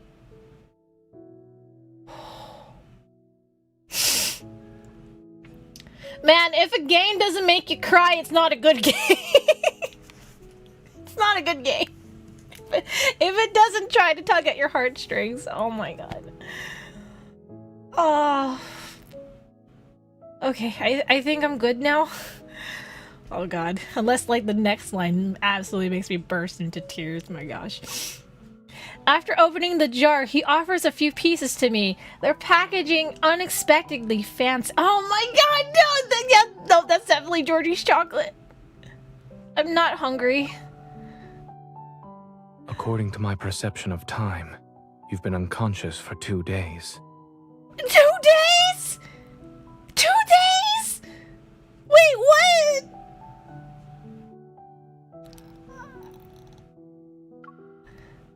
Bro! If you don't eat or drink something, I'm afraid you won't have the energy to find the Wanderer. Yeah, no, Snowy Serenity also, it almost brought me to tears. It was close. Snowy Serenity was close for me as well. What if the Wanderer launches a surprise attack while we're resting? Despite my words, I find myself sinking into the worn-out couch. I unwrap the chocolates with Zayne. I look up and my gaze falls upon a bit of vibrant green on the desk. It's a flower pot with a jasmine in it. It sticks out like a sore thumb in this desolate world. While the branches and leaves retain their green hue, the stem has already started to wither.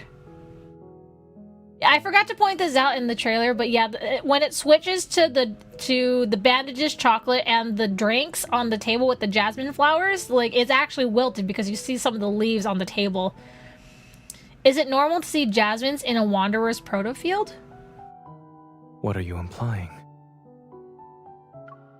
The patient who was attacked by the Wanderer fell into a nightmare. They were trapped in their own dream. In other words, the environment we're currently seeing in the protofield must also be a manifestation of someone's dream. Oh my god. And I don't remember ever seeing anything here. This is your dream. So, is this your dream?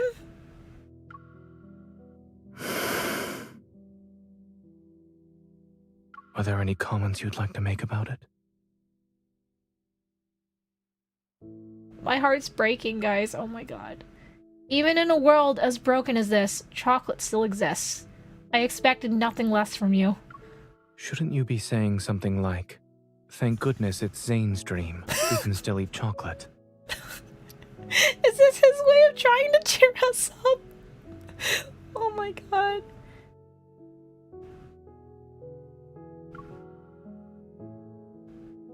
Okay, so I'm guessing this is still our Dr. Zayne, but his appearance has taken over the Dawnbreaker Zayne appearance, but it's still Dr. Zayne.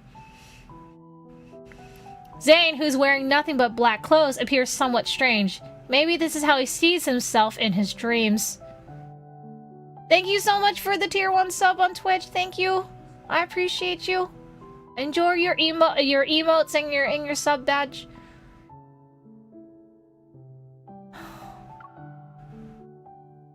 I have dreamt of this place. I know you have.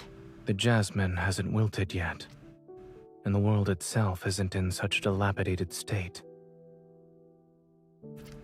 Wait, was there a jasmine? What? I'm trying to remember in the anecdote, if the jasmine flower was, like, still there, or if it was, like, an empty pot, or, like, completely wilted. Oh my goodness. Is this the nightmare you've been having, then? Zayne is quiet for a while before responding in a soft voice. Yes. Don't be scared. Dreams are the opposite of reality. I offer the unwrapped chocolate to his lips. Try it. Who knows? Maybe the chocolate in your nightmares doesn't even taste like chocolate. He lowers his head and eats the chocolate. It's carrot flavored. Why is the chocolate carrot flavored? Why is it carrot flavored? FYI, he doesn't like carrots. The absolute nightmare. Chocolates that are actually carrot flavored. Oh my god. Liar.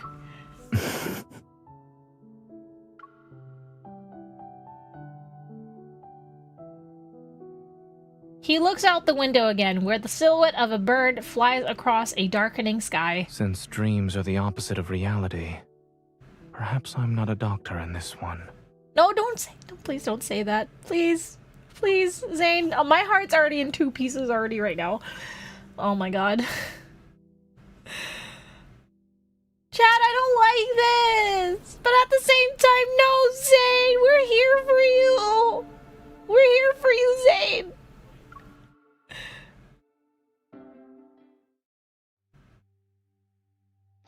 Everything is a hazy blur in dreams, yet in Zayne's dream, the flowers, trees, streets, and shops appear with remarkable clarity. I can't help but wonder how long this dream has haunted him, incessantly replaying itself to the point where every detail is fleshed out.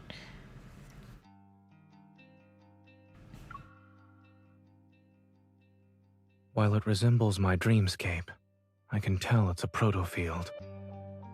Well, that's a relief. He guides me to the entrance of a narrow alley. The road ahead is covered in thick fog. It's as if we've reached the edge of the dream itself. From the fog, a cluster of black crystals has emerged. It blooms like a flower and is as tall as a 3-story building. It blocks the path. A protocore cluster? It regenerates very quickly after it's broken. I'd say it's as good as new within a few seconds. Yes, I tried destroying it before you woke up. Okay. As I recall my past battles, a hypothesis forms in my mind. I think I know what's going on here. There must be another protocore cluster in this protofield, and they provide energy to each other. We need to destroy both of them to leave the— oh my god. No, we have to separate! We have to separate! No! Eating I don't want to leave Zayne alone! Makes one smarter. Thank you for the compliment. I gestured toward him. Though I'm only slightly smarter than you. Chuckling, Zayne pulls down my hand. Since this is your dream, do you think you know where the other protocore cluster is? When you're in a protofield, using evol in a scientific matter is more effective than dreaming. I mean, there's also, like, the fact that some people can lucid dream, which means they can actually control what happens in the dream. I'm guessing Zayne does not have that ability here. The protofield is practically drenched in erratic energy fluctuations, yet amidst the entangled protocurves, I detect one that stands out. I open my eyes and point in a direction. From what I've sensed, the second protocore cluster should be on the other side of the protofield. Of course it's in the exact opposite end. Similar energy fluctuations appear from another direction. I look at Zayne. Which one would you like to pick?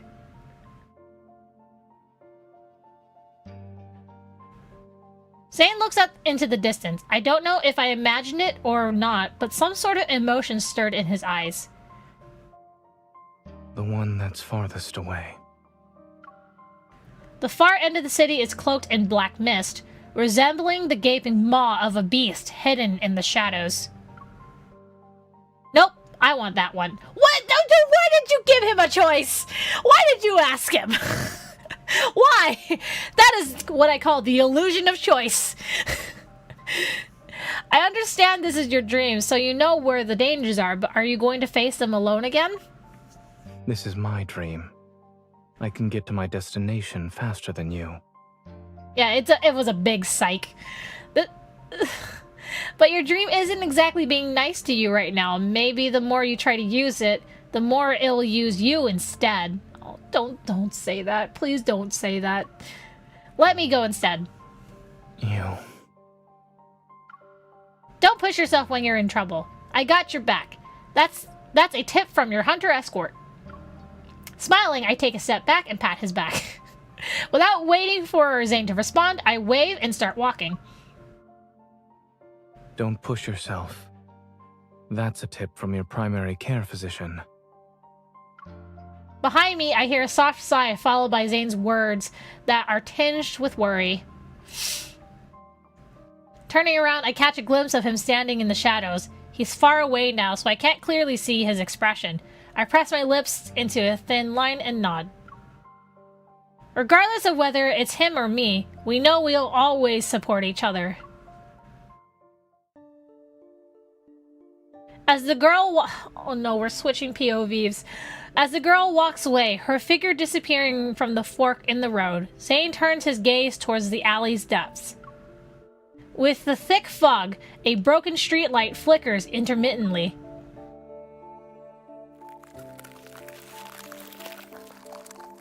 He raises his hand. Parts of the mist detach themselves from the air, spiraling and condensing. They coalesce into icicles above his palm. Dark impurities silently emerge from within them, but they stop spreading just as they are about to breach the outermost layer of the white crystals. It's as if a looming black hole threatens to consume everything pure and white. Yet a thin, unwavering layer of pristine ice remains resolute in being the last line of defense.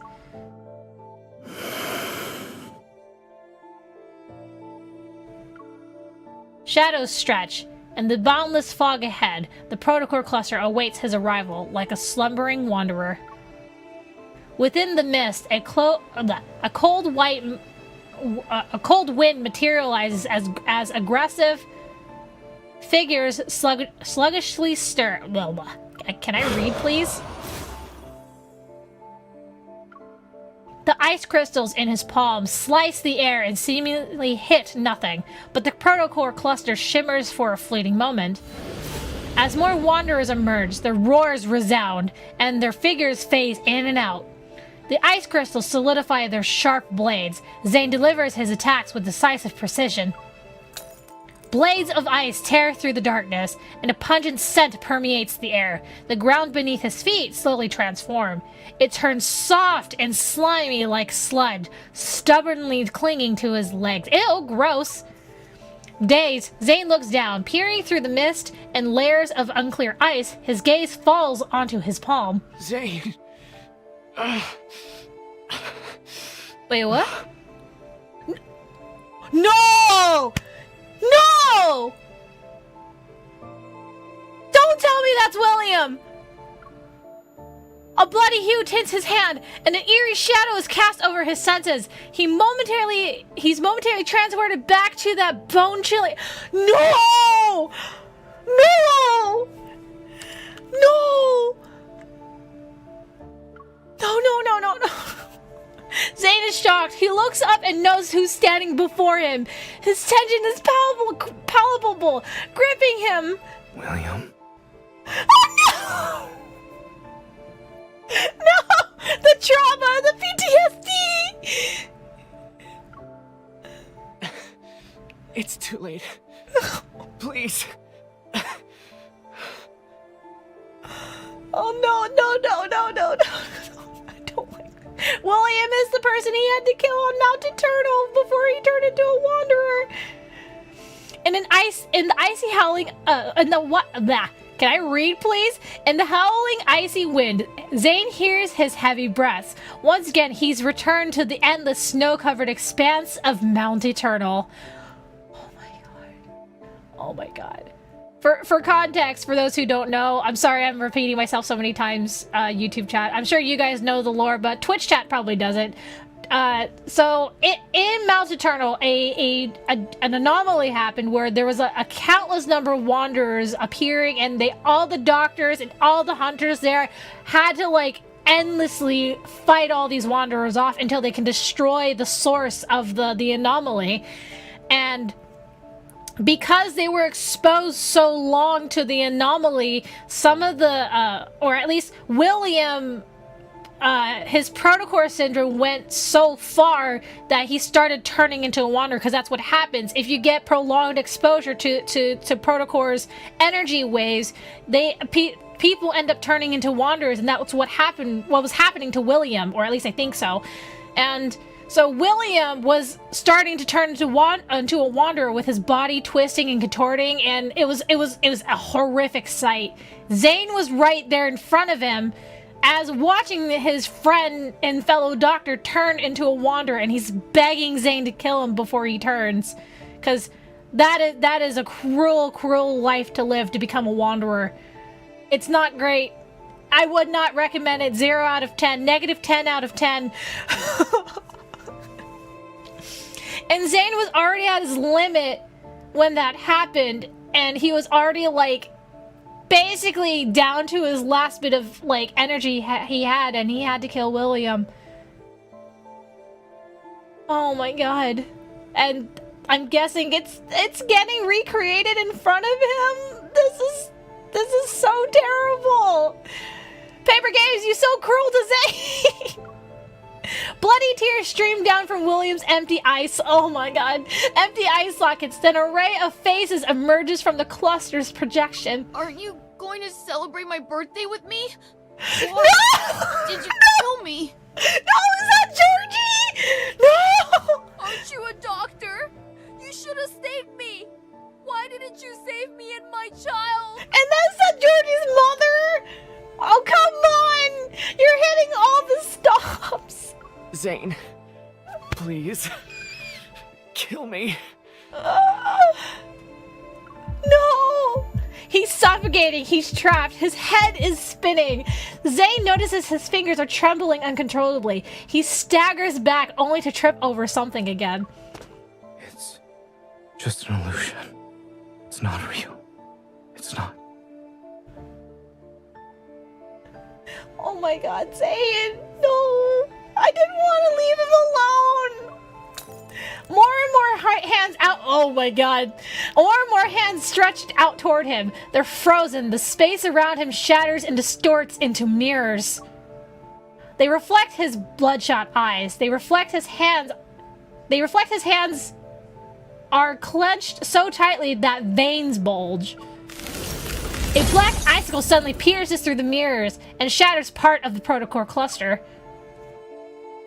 The protocore cluster doesn't regenerate. It resembles a cliff teetering on the edge, ready to clasp in on itself. She made it. As the mirror shards dissolve into black mist, the cold light intensifies and casts an ethereal glow. Determined, Zayne thrusts the ice blade toward the human figure. Zayne! The ice blade stops as Zayne's pupils contract. It's her. But she can't possibly be here. They're your patients. How could you?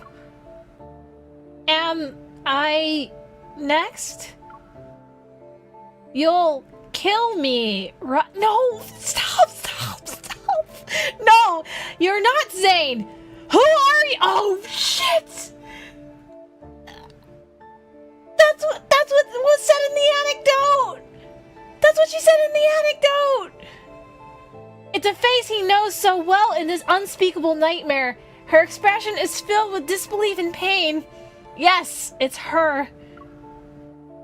Zayne, kill me.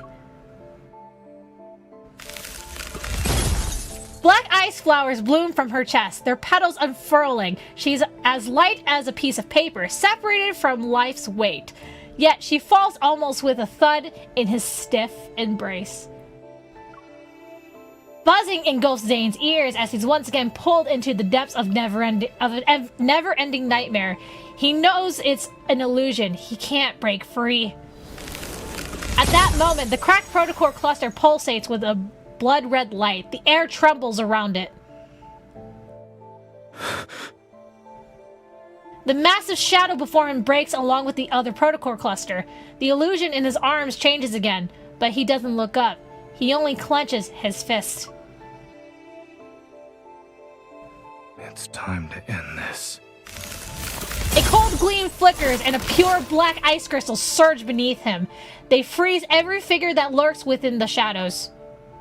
The darkness is suppressed and his surroundings change. It's foggy. A blurry figure gradually emerges from the cracks in this space.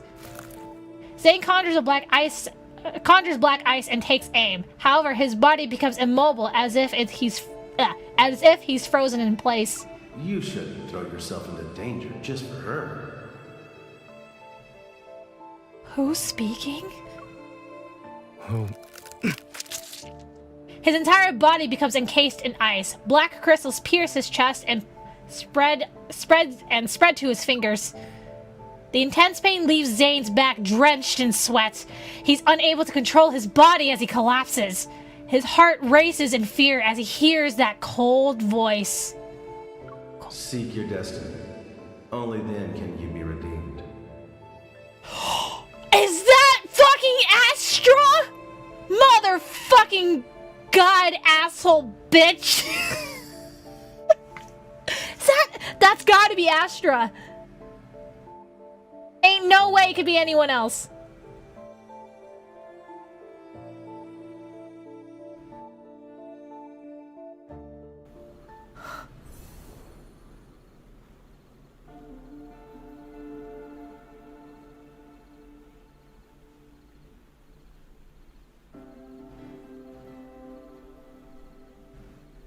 Oh my god. Now that changes my theory on fragmented dreams. What if he was hearing Astra's voice in that dream? What if Astra was that voice we hear in fragmented dreams? That's all sorts of fucked up.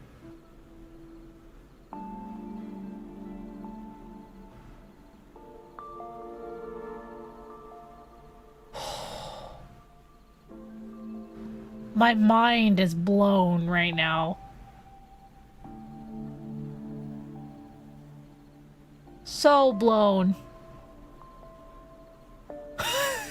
Astra, when I come for you, I swear I'll shake my fist angrily at you, Astra.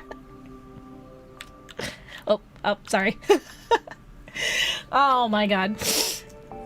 Hang on. I need to take a boba break. Give me 1 second.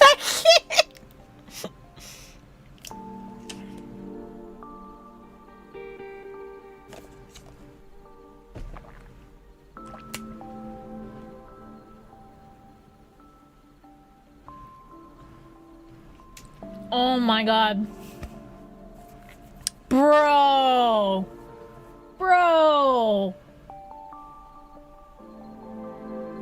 Paper Games, you know how to write a fucking story. I'm just saying. Oh my god! The way after Astra's talking, Black Eyes... Yeah, so my thing is, right, for those who don't know the Foreseer myth story, Astra's punishment is punishing Zayne by having black crystals like pierce his body and basically kind of injure him that way. Maybe to the point of death. I don't know. I don't remember. But specifically black ice crystals. Black ice crystals. Keep that in mind. The difference between Zayne's ice crystals, which is a normal white, blue, whatever, and Astra's punishment is the black crystals. That's why any mention in any of the audio dramas, in any of the anecdotes, if it mentions black ice crystals, Astra. Motherfucking... I really need to stop cursing. I really need to, but oh my god, Astra, you are.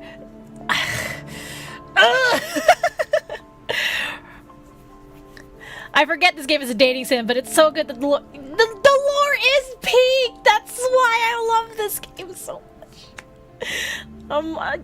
I love this game so much. I love this game so much. Astra. Oh my god. Yeah. Sometimes we forget that this is a dating sim game, but the story. When you have players forgetting that this is a dating sim is when you know you have a good game. As far as an otome game, okay.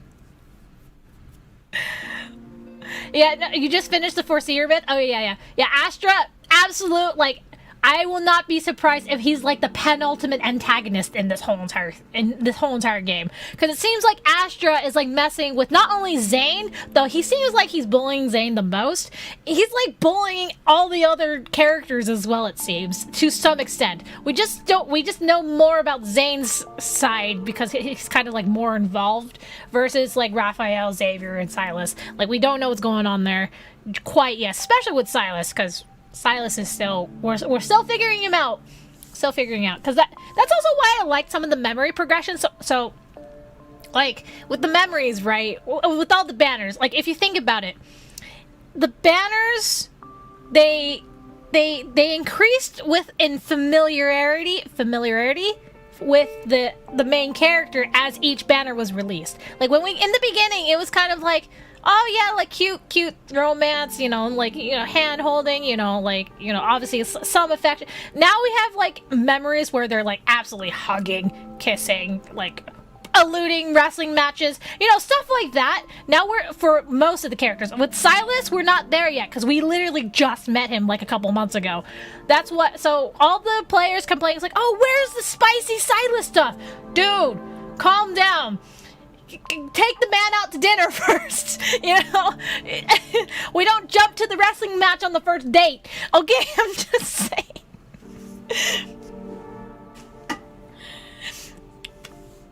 Yeah, so we're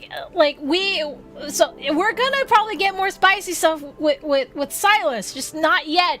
Hold your horses. They're giving us a chance to get to know him first before we can try to initiate a wrestling match with him, okay? I'm just saying.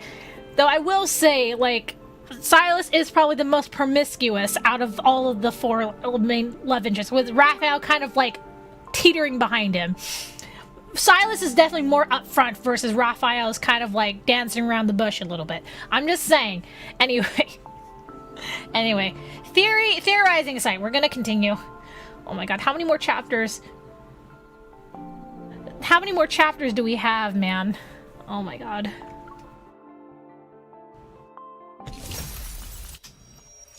As the protocore cluster shatters, a distant tremor ripples through the air.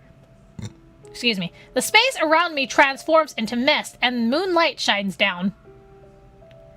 Then the fog dissipates. I can feel the ground beneath my feet. I cautiously assess my surroundings and see that I'm in a garden in the back of the hospital. Something's not right.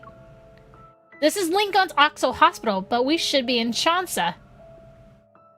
My heartbeat quickens, and the sense of foreboding washes over me. I hold my gun.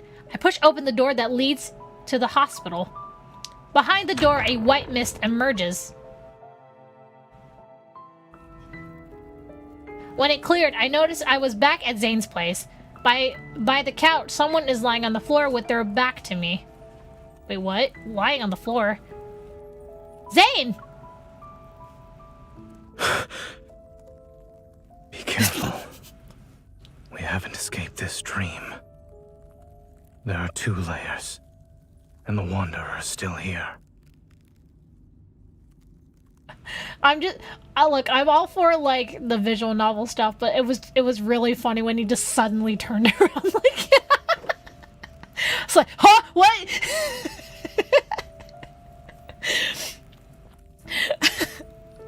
Yeah, no, the spin was like, bruh. I rushed over to Zayne to help him up. He weakly presses his hand against his left shoulder. His expression alone shows how much he's in pain. The ice. Oh no. So I theorized that that MC resonating with Zayne to reduce the ice would injure her, but maybe because this is a dream state, it may not happen. But we'll see. Zayne clenches his left hand and moves away from my hand. The ice. It's dangerous. Don't touch. What? It's too dangerous. I won't be able to control. Leave. Now. Whoa! That's from the Foreseer myth! A sudden voice in my head gave me pause. Despite the warning, I leaned in to expect Zayne's injury, feeling my heart sink with each passing moment. There are no visible external injuries on his body, yet blackened ice spreads across his wrist and neck. It doesn't seem like it will disappear anytime soon. I don't think you're just losing control of your evil. Let me see if I can help.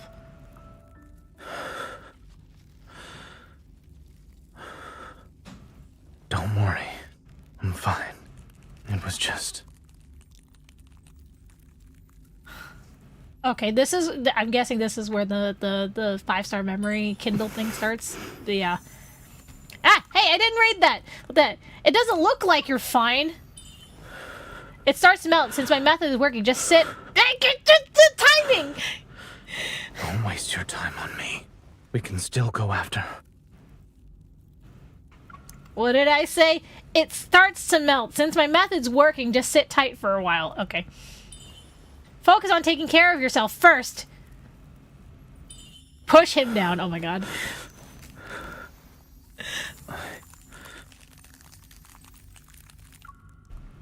From now on, you listen to me. It doesn't matter if it's related to health or combat.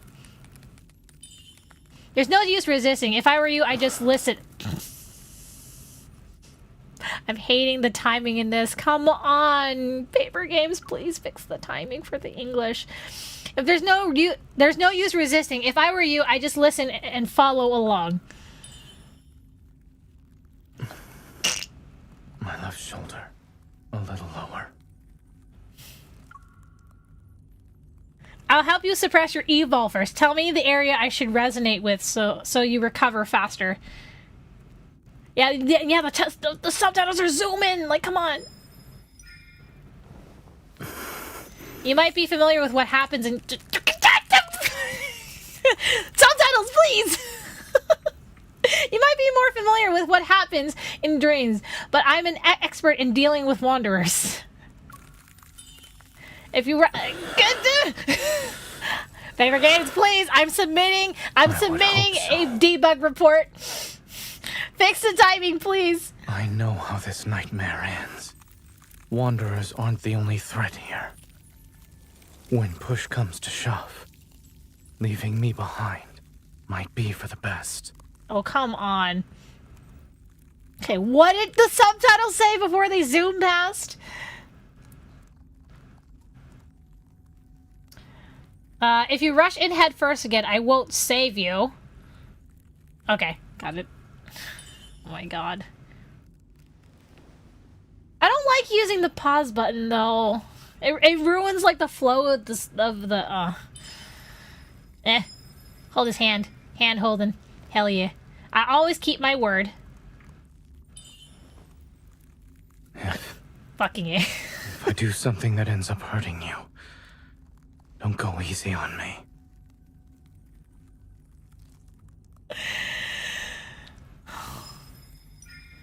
You wish.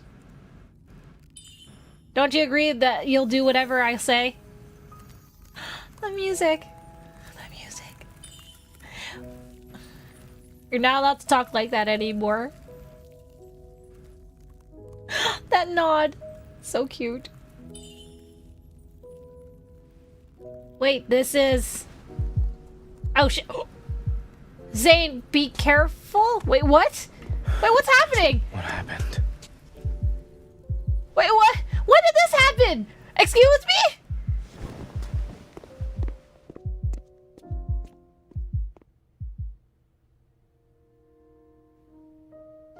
Wait, what?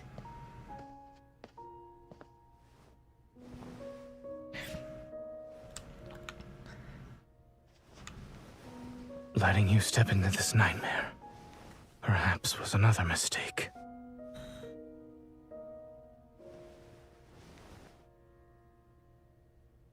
But at least I have one last choice. Wait, is this what happened after I was, like, unconscious for 2 days?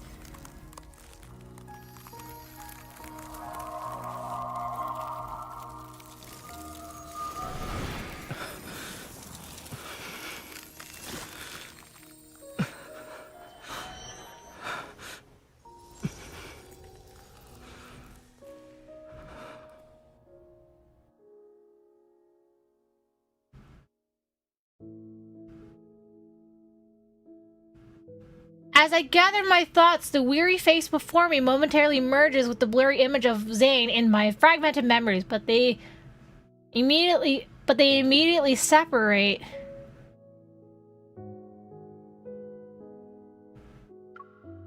Wait, when I was pulled into the protofield, I was attacked by that wanderer and lost consciousness. The wound should be on my body, but it's gone.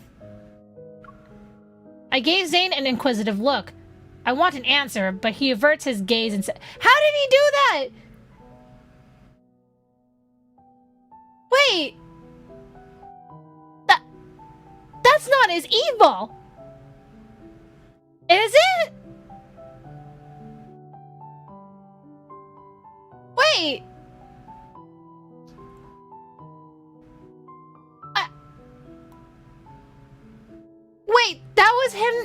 essentially healing her. I had a sneaking suspicion that's what he was doing in the trailer, but I didn't want to, like, say for certain.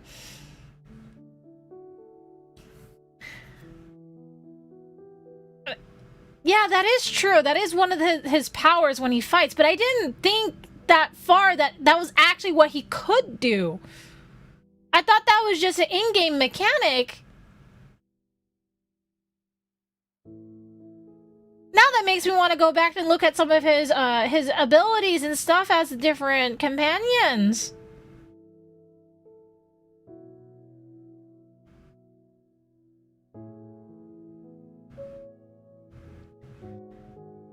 Yeah, no, like, I know during battle, like, some of his support skills is to heal you and regenerate health for the both of you. Like, I didn't think it was actually, like, his actual evil.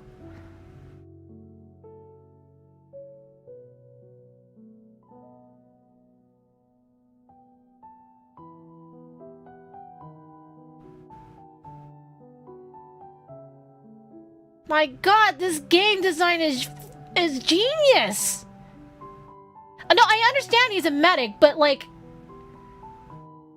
I just didn't realize, like, that his evil powers, like, I thought it was just, like, ice element, like, ice things, and, like, he could... Yeah, whoops. Let's not speed through this, please. Like, I didn't think about that. Like, I'm so used to games, like, putting in mechanics that are actually meaningless to the story, and it's only for the sake of battle, you know? Like, for it to actually be canonical to the story?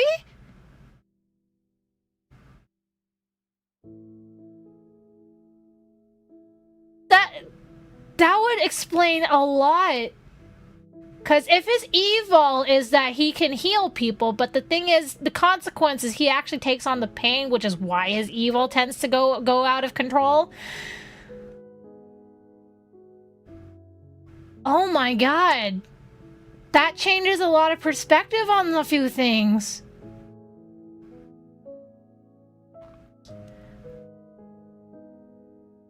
Like, holy shit!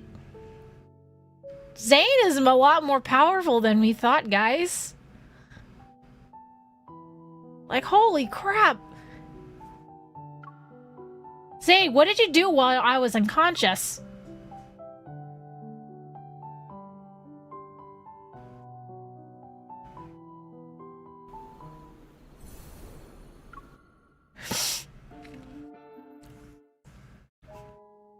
I wouldn't know who that character is, but as I don't play League, but I'll believe you. Zayne, what did you do while I was unconscious? Is this why you're losing control of your evil?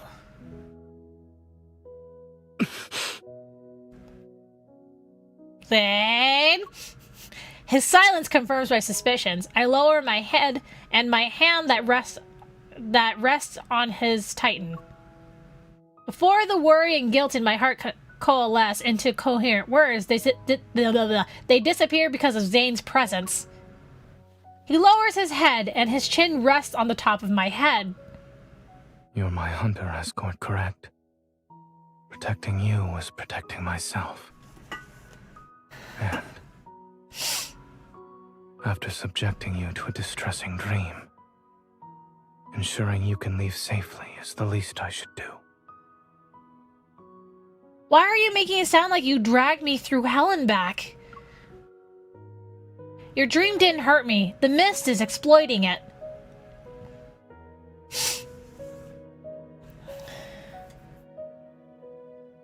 Is he losing control of his evil, or is it... So, like, his evil ability is basically healing and also the ice evil, right? But the Astra punishment, it only happens because he's actually falling in love. He's not supposed to be loving somebody. He's supposed to be, like, the silent, overpowering, like, tool of Astra. He's not supposed to be having any sort of romantic feelings for anybody. The moment, like, Zayne has any sort of romantic feelings or connections with MC in particular is when he gets punished. That's why there's that black ice. Or that's at least what I can, like, piece together. I could, like I said, I could be wrong, but by helping her, yeah, exactly. By helping her, you're helping yourself.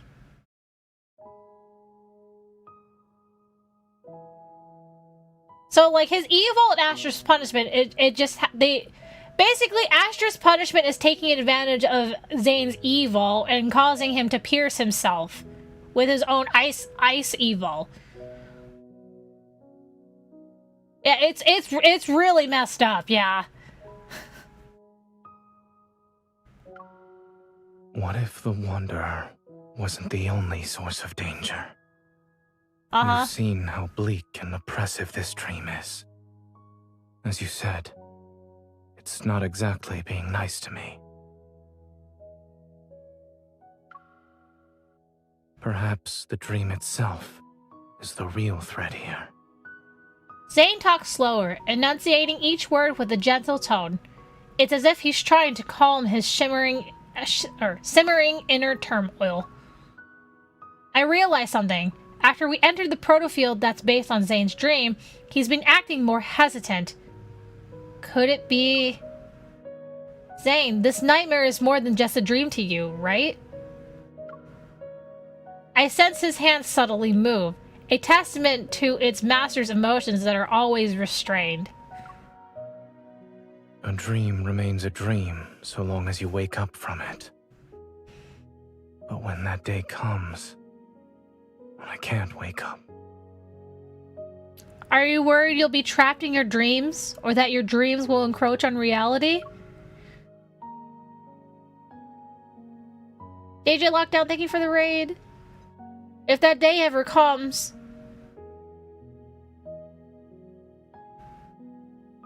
I will find you in your dream. Even if the world falls into chaos and everything turns upside down, I'll never forget who I am, and I won't forget who you are. By then, I'll find you in your dreams, the real you. The resonance's light quietly flows from my fingers as I make a not-so-solemn promise in a calm voice. Zayne's breath hitches, as if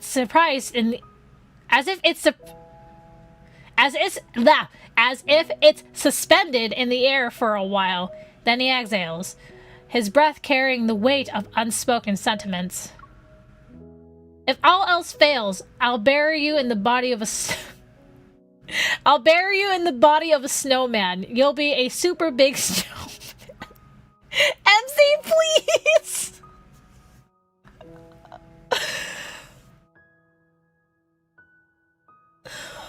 Oh my god. What? Yeah, I'm confused too, Zayne. Don't worry, boo. I'm also confused. I close my eyes and banish the myriad of questions and worries from my mind. If you can't deal with it by yourself, then we'll face it together. I'm the best there is, so I'm sure I can lend a hand.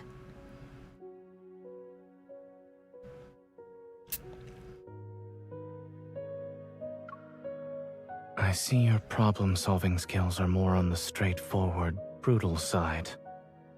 Should we consider this a side effect of you becoming stronger? Oh my god. If he's losing control because he's helping MC, because that is Astra's punishment, not nice because... No, so his punishment is not using his evil. It's literally just having any sort of human relationship. It just happens to be MC because that's who he's the most closest to. Like, out of all the people, like, he is the most closest to MC. Like, that's why Astra's punishing him. Not because he's using his evil. His evil goes out of control because of whatever he's doing in the hospital and overworking himself. Yeah. It's called having the freedom that comes with power.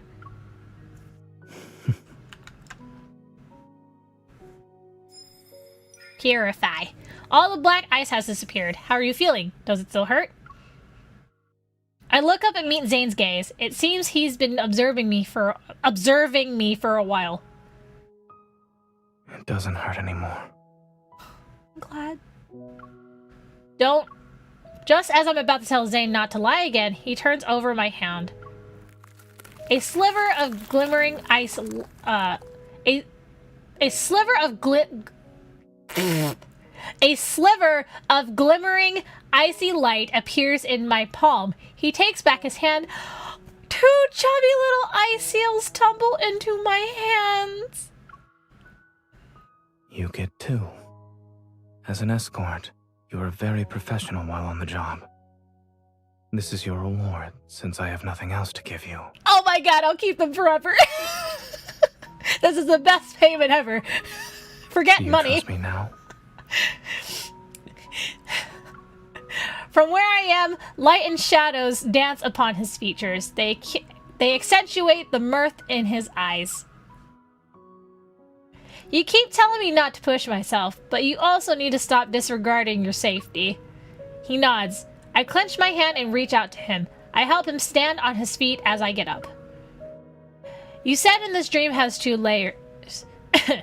Are we in the outer one because we broke the inner layer? Zayne doesn't refute my Zayne doesn't refute my statement. He turns around and walks ahead to open the door. We step out to be greeted by the night breeze. We retrace our steps through the corridor and return to the hospital garden, which feels familiar yet strange.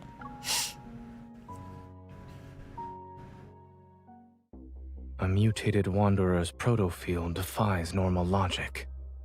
It could be hiding anywhere.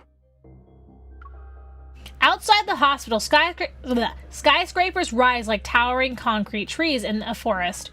Meanwhile, the rest of the city stands in eerie silence. I can use my Evo to return the protofield to its original state. Negative consequences born from mistakes don't need to be fixed. The sky swiftly darkens, as if time itself has been accelerated. We have no choice but to destroy this place. Wait, you're evil. We'll do it together. Okay. Are you ready? Let's go. Black snowflakes drift from our interlocked fingers. The night wind momentarily suspends before swirling into a frenzied flurry once more. Underneath our feet, a vast expanse of ice crystals blossoms.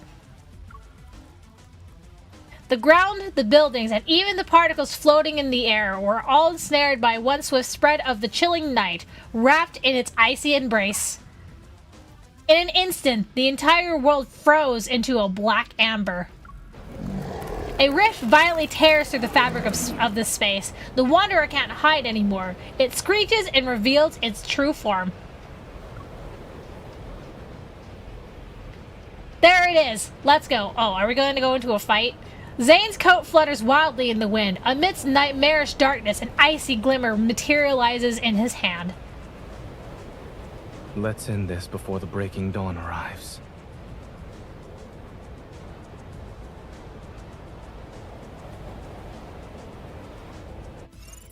Yep. Oh, it's a 15? 15? Hey, I have level 80 memories. Come on. Come on. Game, please. Game. Game, come on. All right, 1 second, chat.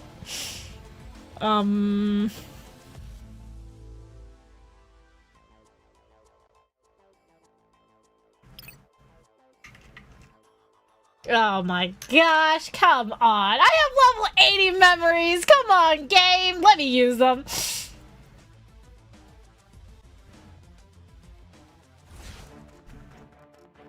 We don't have much time. Let's make this quick. Here it comes. Watch out. Are you making me use a sword? Oh my god. Here I go. Maybe I could have switched the weapons. I don't know. Victory is within reach. It is falling apart. Keep your distance from it. It's over. What? Whoa, shit. My turn.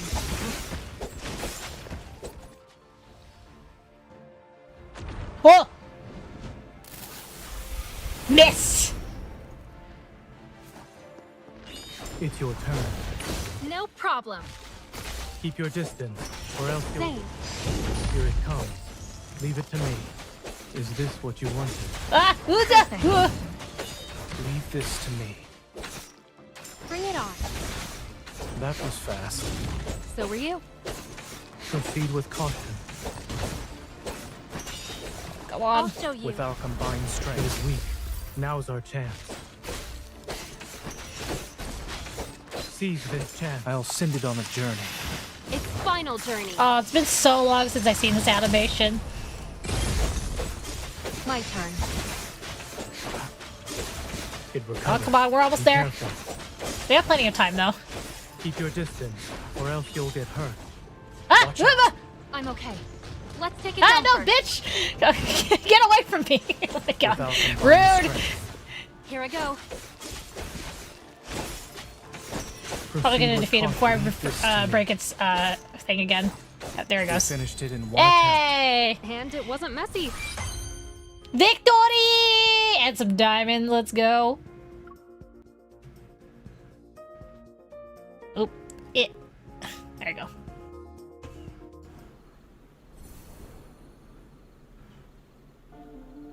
There we go. Let me get myself back in position. There we go. Oh my goodness. Whew.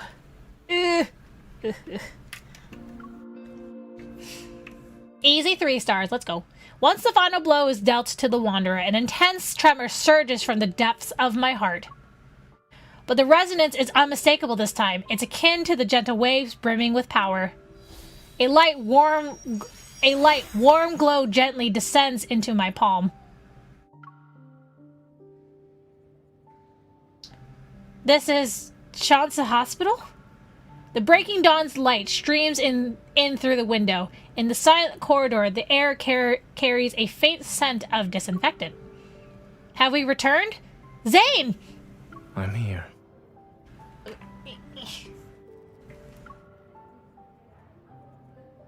As my hand is tenderly squeezed, I turn my head. Zayne is next to me.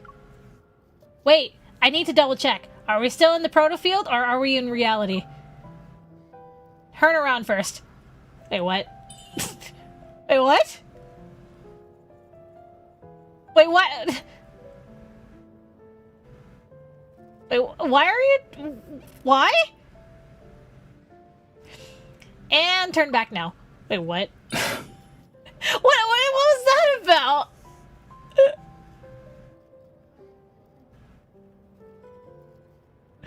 Though his expression has a bit of helplessness, Zayne still complies. Are you double-checking or making me play a game of turnaround? I'm confirming that Dr. Zayne is the person with me right now. Wait, what? A burst of laughter erupts from deep within me, but in the very next second, I collapse onto the ground. His arms immediately extend to steady me. Are you alright? I'm fine.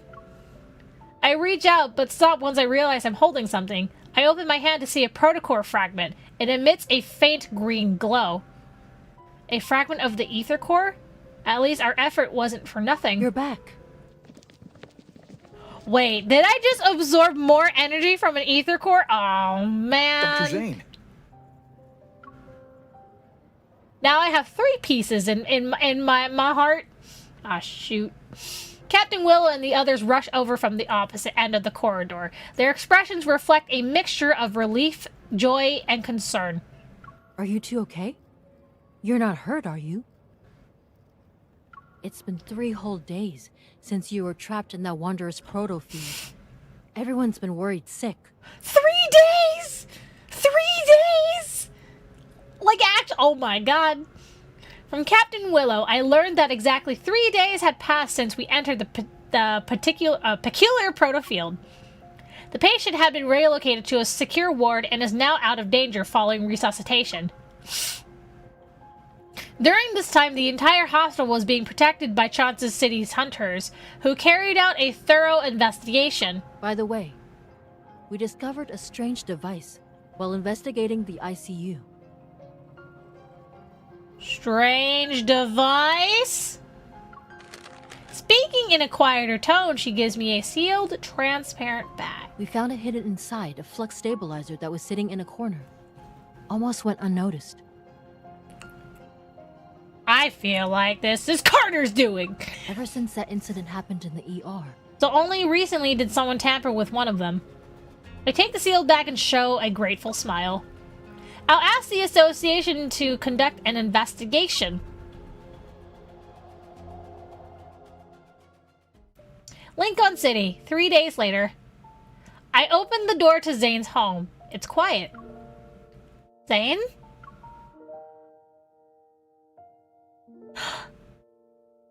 I tiptoe into the living room. Zayne is peacefully sleeping on the couch. He's finally getting some sleep!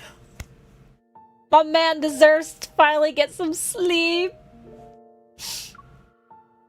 The curtains gently flutter in the warm breeze. Light shadows glide from his nose to his chin. Is he sleeping or... I move closer and place my hand over his chest. Phew. He's just sleeping. He must be exhausted.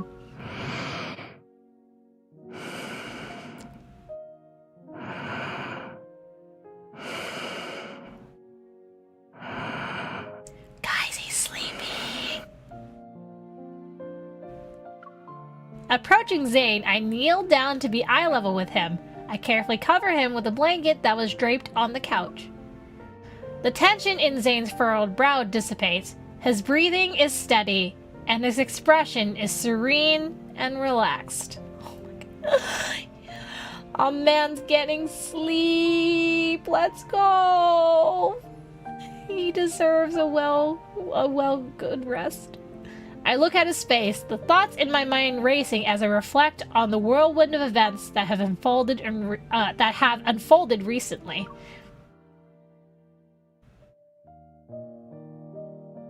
You can finally rest.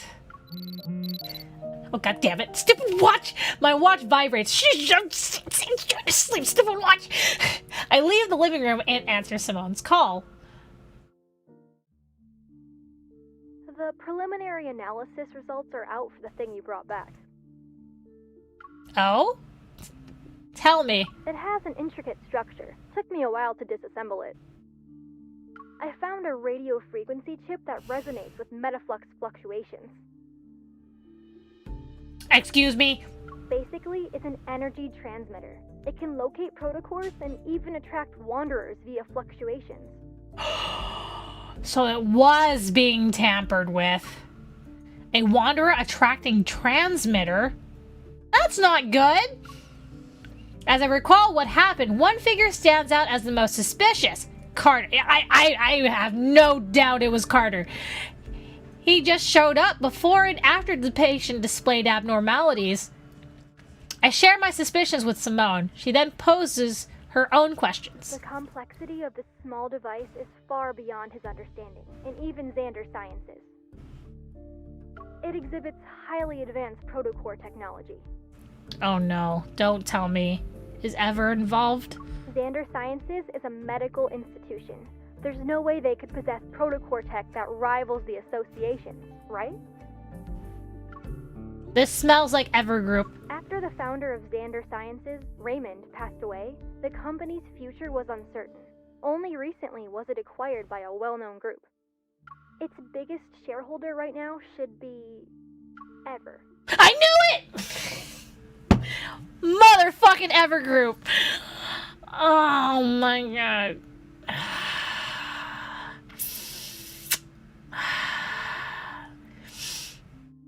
Xander Sciences got acquired by Ever Group. That's bad. That's really bad. Really, really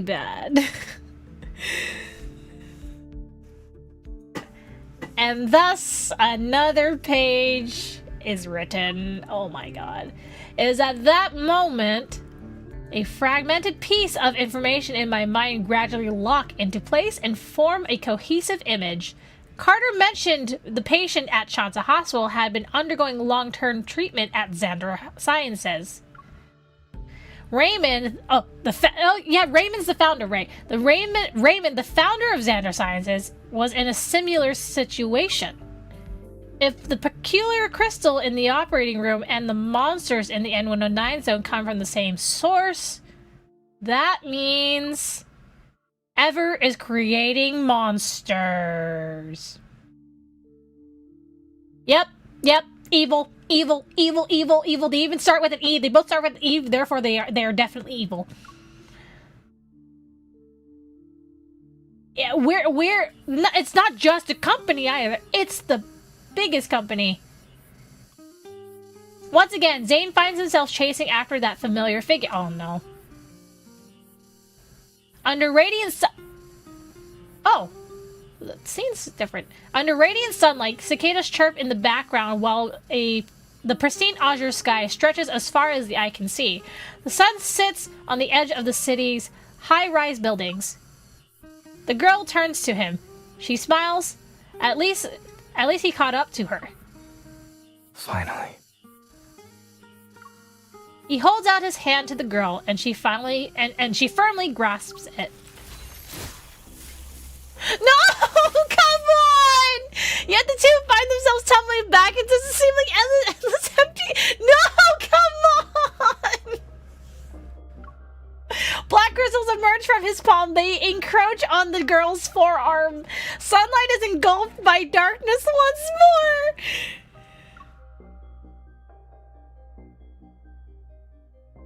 What? No! Don't end it there!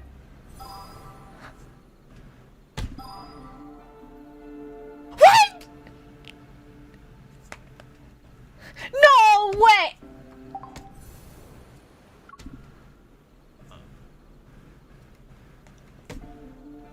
Bro!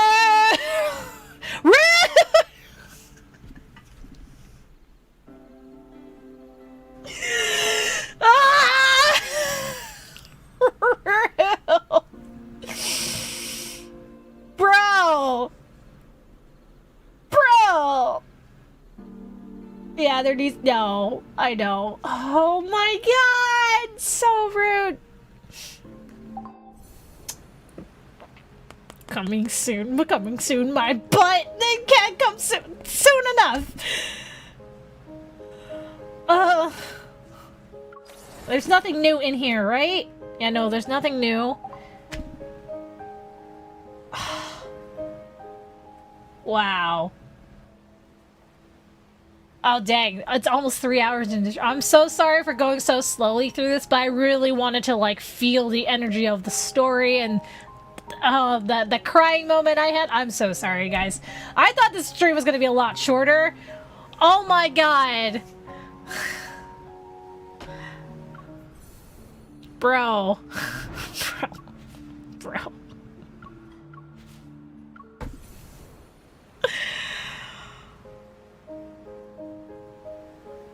Find your... I honestly have no idea. I have to do some digging to try to discern what Astra meant by those words. Oh man.